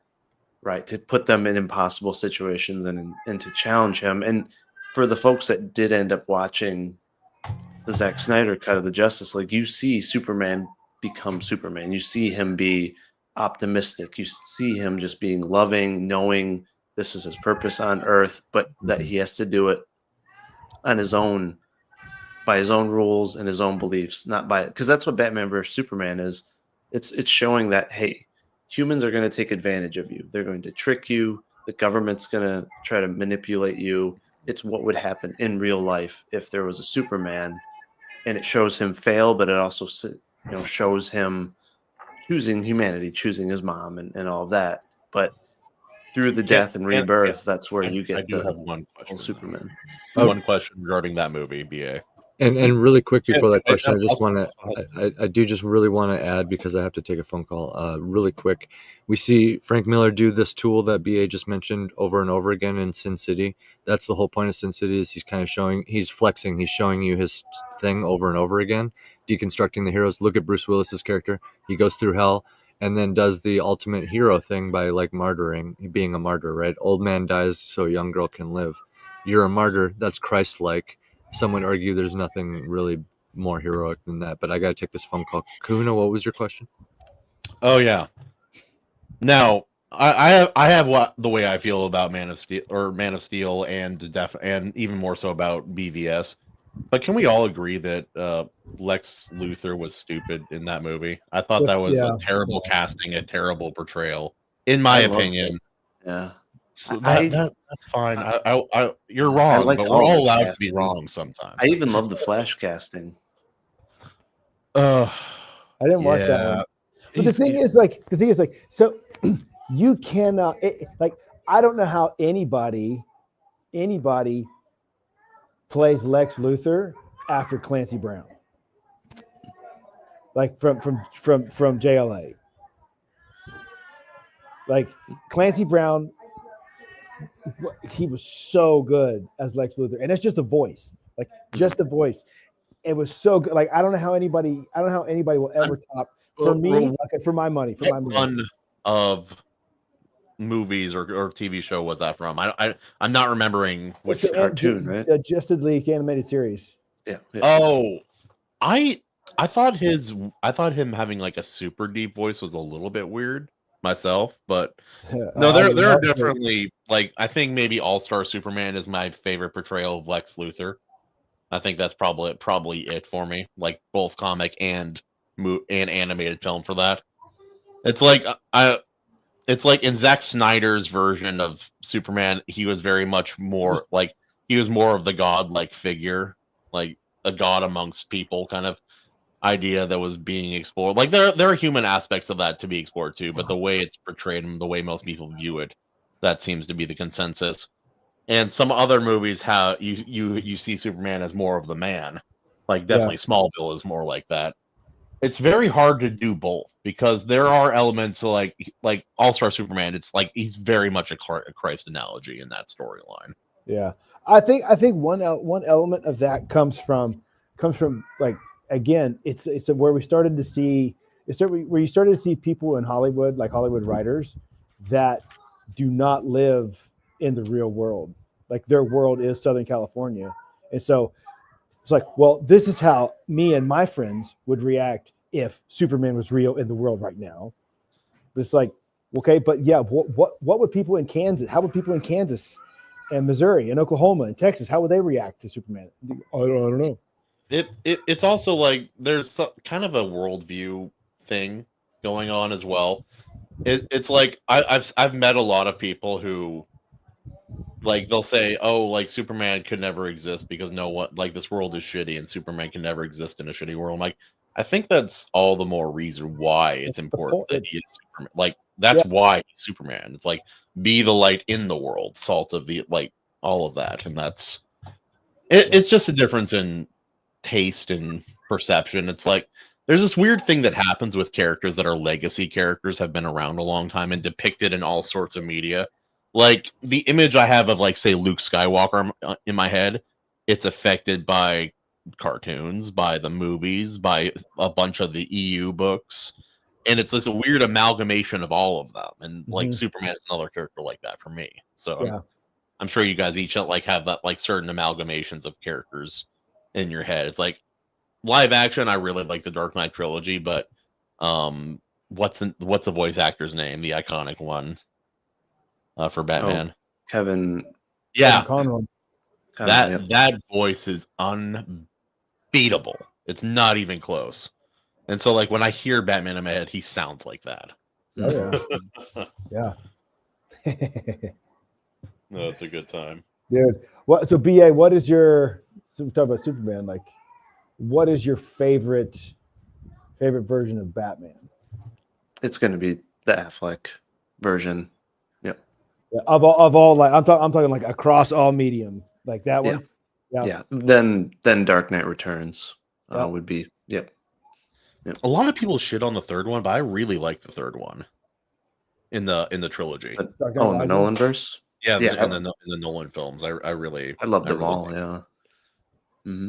It's like that is I think as good as we're going to get as far as like a realistic world Batman. I think, actually Henry Cavill was almost cast as that version of Batman. Like he was number 2. Yeah, I think Cavill could have nailed it too. I think I think he could have. He looks like Bruce Wayne a lot more than Christian Bale. But it was a great, like Christian Bale. He's a killer actor. He's always going. Right? Yeah. Like even in bad movies, I haven't seen him act badly. Never. Yeah, not he's a really shitty Thor movie that I hate on the bottom. Was he good? I'm sure. I mean, I took for granted he was good. I refused to watch that movie. Same. Yeah, I didn't watch it. I was on a date with someone who really wanted to see it, and I knew it was going to be bad because the third movie is a disgusting, horrible film that I hate for a lot of reasons. Man, I really hated that film. I forgot how. Like, Ragnarok? Though it did reveal that movie the fourth one did reveal something about myself. I'm like, screaming goats make me laugh. It doesn't matter. It's a stupid joke that's repeated more times than it deserves, but it made me laugh every time. Oh wait, you haven't seen it. So yeah, they have like at one point they're given a gift of these giant goats. Like these belong to some of the other gods. It's like, oh, whatever. And it's like the screaming goat meme was going around, so the goats screamed like that, and it was funny, repeatedly funny. I'm like, yeah, that tickles like an ooga booga part of my brain. But yeah, man, BA, what do you think of like the modern like do you have a favorite era of film? Like just in general, not just comic book films, but like just film in general. It's hard because there's been quite a few, and we've witnessed and missed a few. for me, I gotta say, yeah, from 2005-ish to 2017.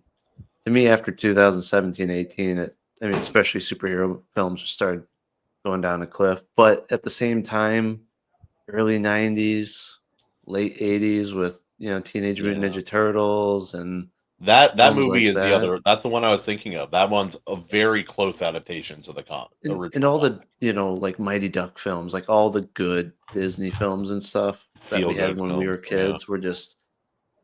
So it's like as an adult, yeah, I'm gonna say, 2005 to 2018, but like for more young adult like kid movies, definitely 80s, 90s, yeah.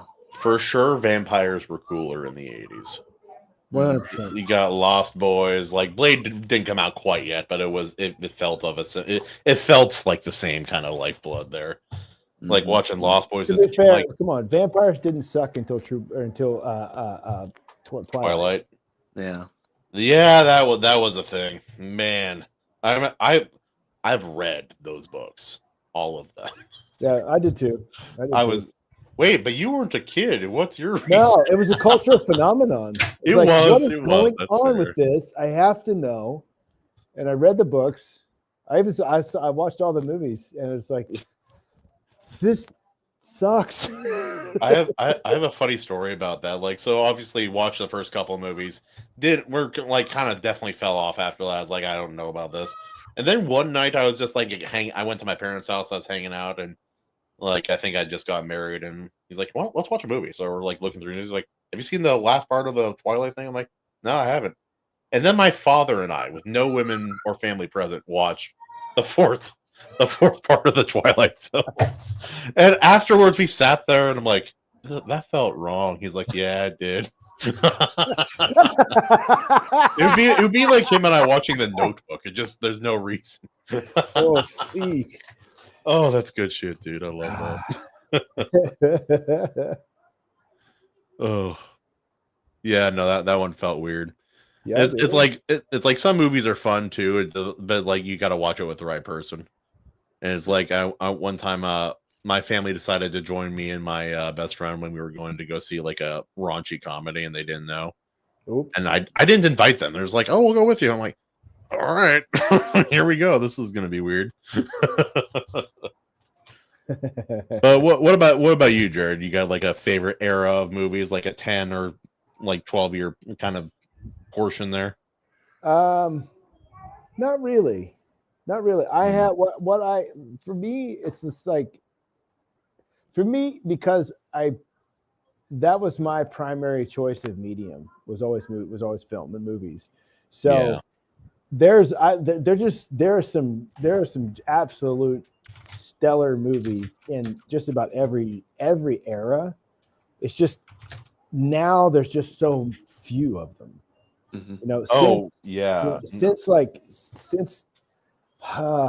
Gee whiz, it's like since kind of about 2017, 2018. BA is kind of on the money there. There are good movies that have come out since then, but like you really have to look for them. Yeah, because like 2017 left a mark on me, because it's like then you had the DC films all coming out. Endgame was 2018. Yeah, you had The Accountant, you had Arrival, which was phenomenal. You had Man from U.N.C.L.E., which bombed but was phenomenal. That was a great movie. I'm like, why is he not James Bond? He should have always been James Bond.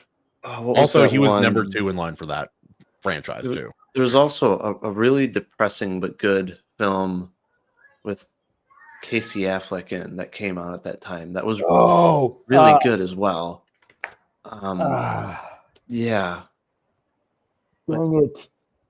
there was also the geez, I'm blanking as well. The Tom Cruise movie of the Tomorrow something like where they just Edge the of Edge Tomorrow. of Tomorrow. Yeah, The you Tomorrow had War. So good, dude. Oh no, You no, had- no, that's not. No, that's Chris Pratt. No. you had the It's Edge of Tomorrow. Passengers with Chris Pratt actually was during that time. Yep. That film should have been edited differently. I have a whole thing about that. I'm like, they should have filmed it like a horror film and not reveal, like it should have been from her perspective and then slowly revealed his past, but that's neither here nor there. But yeah, there was just so many films worth going to the movie theater for, and now it's like Manchester by the Sea. Yeah. Yep. Dude. Depressing but good. Like so, it just dude, he was so good. Bill McHuston has a good memory. He's pretty good about like figuring that stuff out. Yep. Yeah. And now it's like every now and again there'll be a good one, but it's like I remember for 2 or 3, maybe 4 years, like I was not every time I went to a theater, I was not happy when I left the theater that I went to the theater. Until I think the one that broke that streak was maybe Top Gun Maverick. That movie was phenomenal, and it was really good to watch in theaters. I'm like, that's what it feels like to watch a good movie again. Oh my god! I mean, if I had to pick an era, it's really tough because like there's good eras for all different kinds of movies. Like 94 to 2005, if I had to pick like a shorter period, probably that. Like it was this really weird, a lot of good films, a lot of my favorite films, and like. Adventure was really good. Like they got a good balance of adventure films in that era. Beginning of superhero stuff, like a couple of really good westerns. Dude, that was when Jerry Bruckheimer was peak. Yeah, yeah. Like Bruckheimer, he carried a lot of that decade from like 95 to 05. Like, you go back and look at that, dude. There were so many Bruckheimer films that were just crushing it across like theatrical release, physical media release. Like they were just huge. Huge. Unbelievable. We have the largest actually. They say it's large. I looked, it's pretty big. Pretty big. But like what made me think of that Jared and BA and AC back in the day with one of our polls, it was we had to pick a movie to put up for the poll when we were still making people vote for the movie we would watch. And we each had to pick a movie from the year that we were born. And it's like we looked at all of those years, and each year is like stacked to the gills. Like, yeah, that was interesting. Amazing films. I'm like, holy crap, I forgot people made good movies all the time for a long time. Oh no. Yeah, it's like now you're waiting for a couple of years for one that you like get excited for. Now I just wait for the next Nolan film, basically, and then there's maybe 1 or 2 sprinkled in between. But you have like your favorite director, and like you're just kind of sitting around waiting. Yeah, and that's a testament to that man. But it's like he's so independent in the sense of like, I'm gonna work on the film that I want to work on. I'm gonna write it. I'm gonna direct it. I'm gonna cast it. Like he's finally at the time where he can cash his own checks too. He doesn't need permission anymore. Yep, he'll choose which studio he'll work with, and but it's like take Oppenheimer for example, right? That is the least exciting sounding film ever, and I even had kind of some doubts, but I'm like, no, trust Nolan, just trust him, right? And I still haven't seen it. It's so beautiful. I know. Like, told, dude. Like, it's not like a fast-paced action movie, right? But the music, the tone, just the dialogue is so powerful that you're like, wait, was that actually 3 hours long? Like it's so good, and it's intense for a dialogue-heavy film. Mm-hmm. Like you got to watch it. And I was like, oh, I'm so glad he made this movie. Like. It didn't need to be a sci-fi or, like his other films. Like it was so well done. And the casting, like this film, there was a lot of just huge stars, and Tenet was awesome. So yeah, but that's a film, Tenet, that you got to pay close attention. Same with Inception, and Interstellar. You got to pay really close attention. If you're on your phone or not, like really focusing. you can get kind of lost for sure. I also haven't seen Interstellar. Don't kill me. Oh, you got to watch Interstellar. Dude, Inception is one of my top 5 favorites of all time. Mm-hmm. Interstellar will make you cry. I told AC this. I told AC this when Inception was the film of the week. Like one time I was sick, and I watched Inception 4 times in a row in one day. Wow! I just started it over when I was done. It's like I can't go to That sleep. is not a sober activity, Jared. Everything sucked. Like I was too miserable to sleep, but I like everything hurt to move. I was just laying there awake in this miserable state. I was like, Inception, let's go. And just do it 4 times in a row, man. It was apart from being sick, it was awesome. Mm-hmm. And like that is one of the best, that has one of the best songs ever written in the history of humanity. I don't care what anybody says. I will die on that hill and I will fight you in real life. Like Time by Hans Zimmer is one of the greatest songs that has ever been written by a human. He's the greatest movie score composer ever, hands down. I mean, no. Ludwig Göransson will I cannot give it to him over John Williams. I just can't. Oh. They're apples and oranges. They do the same thing. Like they're still in the fruit salad, but they're apples and oranges are entirely different. They are entirely different. Yeah. It's like they've both done a very good Superman thing. I can say that. Yeah. Even though you haven't watched Oppenheimer yet, Kahuna, listen to the soundtrack because holy shit, Ludwig Göransson. Yeah. Did he do a good job? I mean, same with Tenet, which was a different vibe, but man, so good. You know the edits I want to see in a movie? I want to see Oppenheimer, but like combine it with Godzilla. Like turns into Godzilla at the end of the film and just like plays one of those films. Oh, I was gonna say a good one, but it'd be even funnier if it was like a really crappy Godzilla, like 98 Godzilla. It turns into 98 Godzilla. It's like they did the nuclear testing and then it goes into that crappy film. Oh. I'm trying to find those memes I made earlier in the Discord. Those are funny. Let's see. Well, because I don't think Jared has seen it yet. Let's see here. Hold this. Billy Judd says Optimus Prime's death in '86 hurts to this day. Billy! Billy! I love Billy. He always talks about casting. He's fun. I love when he shows up. Also, my history teacher hated it and likens watching it to being punched in the nuts for 3 hours. Holy wow, that's a strong opinion there, brother. That's intense, man. Also, I never addressed Bill's comment earlier. So this is gonna be tougher for. Actually, I don't know. Do you guys think the newer Top Gun was better than the original? Yes. I love the original. I think the new one was just a better film overall. I haven't watched either. Oh, somehow I still have not watched the first one. Brother, you're gonna hear a painful 80s love song that I don't like about 5 times in a row in that film. But other than that, the fun movie. Don't forget the homoerotic beach volleyball scene. Oh, that's the best. Stretched on forever. Literally, the song is called "Playing with the Boys." We're playing with the boys. I'm glad the film exists though, because we wouldn't have Hot Shots and Hot Shots Part 2 without it. Hot Shots is so fun.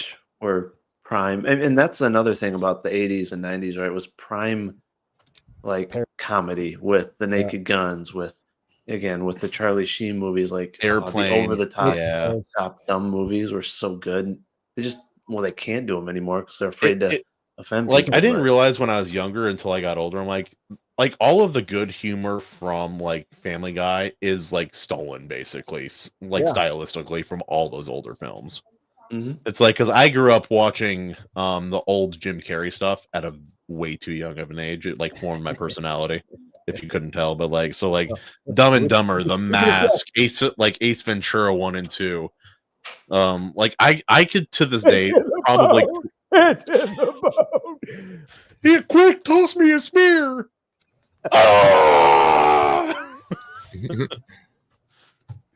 just a curious little rhino. I think I could quote that second one maybe all the way through still. Just about. My brother and I used to just do the entire film all the way through. Oh, that was fun. I saw this in the Discord earlier. This is great. Why is there a shirt on screen? Get rid of it. I should represent her voice properly. Take the shirt off, Kahuna. Do it. Yep.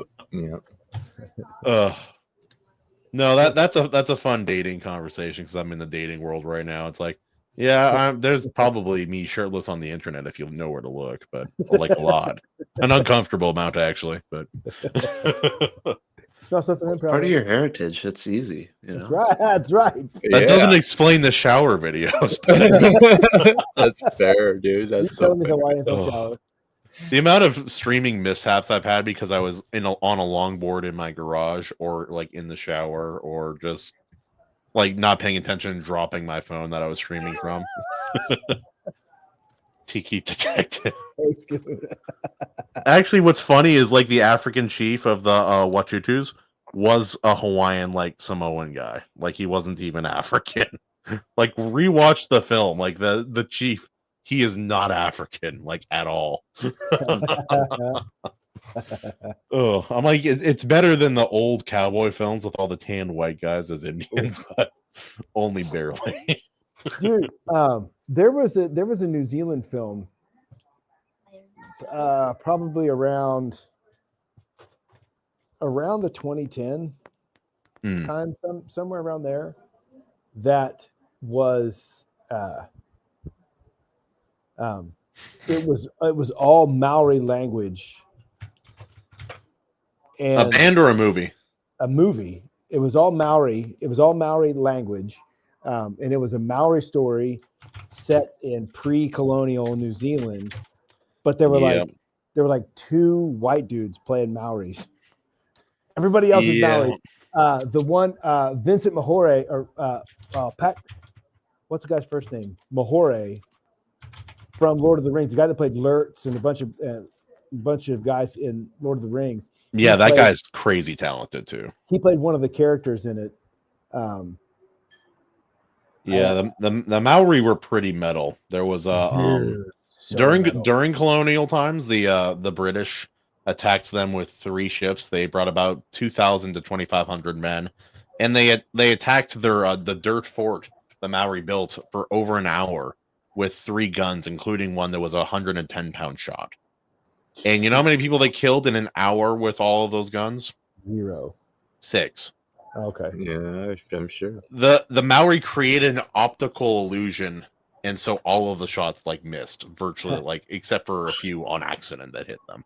Oh. And then they came forward to like look through the bodies and the wreckage, and then the Maori jumped out of the ground with like the equivalent of shotguns and shovels and like stone, jade, and bone clubs, and killed like almost half of them. It was like one of the biggest upsets in like that era of like ancient versus more modern like warfare of all time. It was freaking incredible. Well, the Hawaiians were like one of the only ones to actually just say no to the British Empire and send them on their way, if I recall. Well, King Kamehameha, like they stole guns, they stole boats. The real history that Hawaiians like don't talk about is like, oh yeah, King Kamehameha, he united the islands. No, he stole guns from the British and then conquered all of the other islands. All of Hawaii, yeah. This is mine now. Andrew, he brought them to heal. Yes. He civilized them. He got over it. I am the captain now. I need that clip. Andrew Campbell asks, have we seen Once We're Warriors?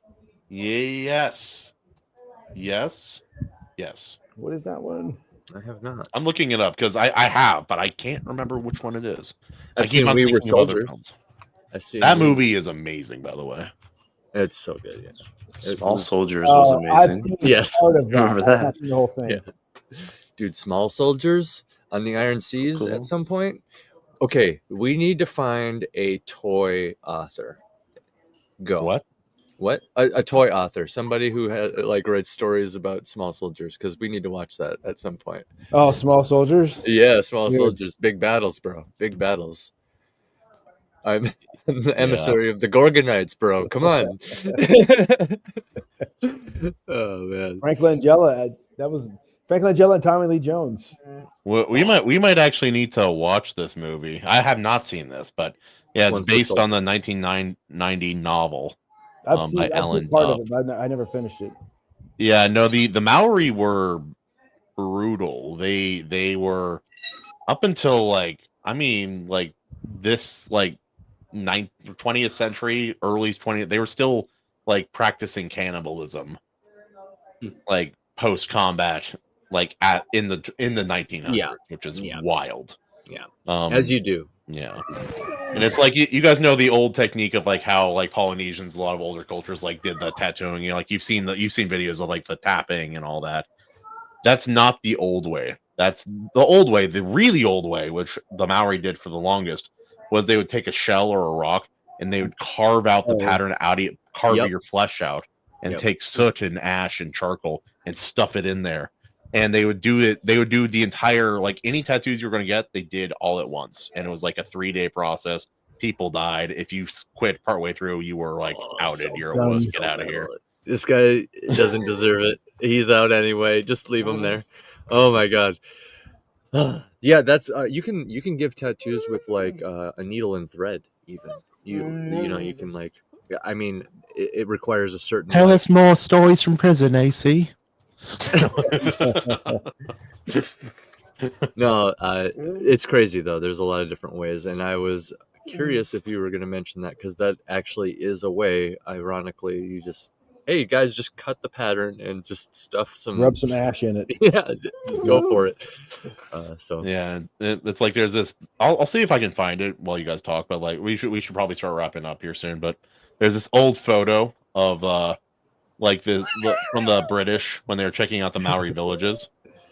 Yeah, actually, that's accurate. But no, it was they were and it showed this wall of heads, and they're real human heads. They're just like keeping there as decoration on this guy's wall, like the outside of this hut essentially, and it's like probably 49-50 heads. It's insane. Dude, they were brutal, man. Dude, fun fact. For those of you who grew up around the church, the old church hymnal "Sweet Hour of Prayer" is lifted from a traditional Maori song. Yeah, it was a Maori melody that they said that the Maori sang post colonialism when they had adopted Christianity, and then later on, another person added the lyrics that the American church grew up with. Sweet Hour of Prayer. That's a Maori song, and when you listen to it and listen to the harmonies, when you have all the harmonies to it, it's like you can totally hear that Polynesian tone coming through in the harmonies. It's so good. Yeah. Yeah, no, that's I love learning about stuff like that. Like there was this random fact that means nothing. The oldest melody that they've been able to like confirm and identify is the melody from Ring Around the Rosie. It's like this is the old, like we found evidence of this like going thousands of years back. Like no other melody has survived. Yeah. But anyway, I think Kahuna's right. We're about over the 2-hour limit. It's been a good hangout. Great show. Tremendous show. See, like, very good Hawaiians on the show. We enjoy the Hawaiians. So, by the way, EA, I agree with your tweet earlier today about the Batman scene. The warehouse scene where he just wrecks those fools. Oh, there we go. This is not the one I was thinking of, but this is a good one. All the mummified heads they would keep of relatives and people they killed. And it's like we eat the body and we'll keep the head. Like it's not even like, oh, it's like they'll be with us. It's like, yeah, they're going to be with us and they're going to see me succeeding and eating them and like living my life while they suffer in the afterlife. I'm like, holy F, dude. Brutal. Like, holy smokes, calm down. Man up! It's fucking brutal. And like that brings up like this old debate. It's like there's this debate that's been going on for like 150, like forever, basically in New Zealand. It's like they were not a society we wanted to, like, continue. And it's like that there's an element to that, but it's like also they were also cannibals. So I don't know. It's a tricky thing to kind of think about and navigate, but yeah. You gotta. It's a situation that one should approach with a scalpel and not a chainsaw, I think. Okay, I did not hear that right the first time. I figured out. I thought you said like approach with a strap on.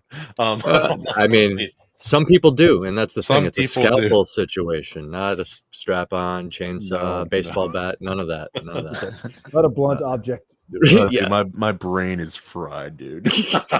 Well, it's that time. I'm gonna say my final piece here. Let's go over here and pull this bad boy up again. Help us keep the lights on with a super chat on any of these shows here. You can go to any of these places, follow, check out all this stuff.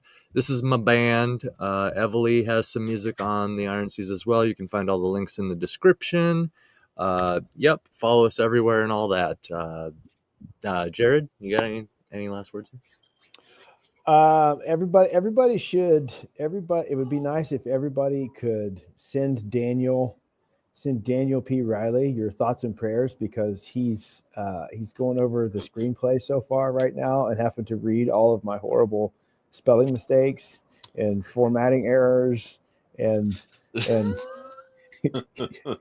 all of my tisms.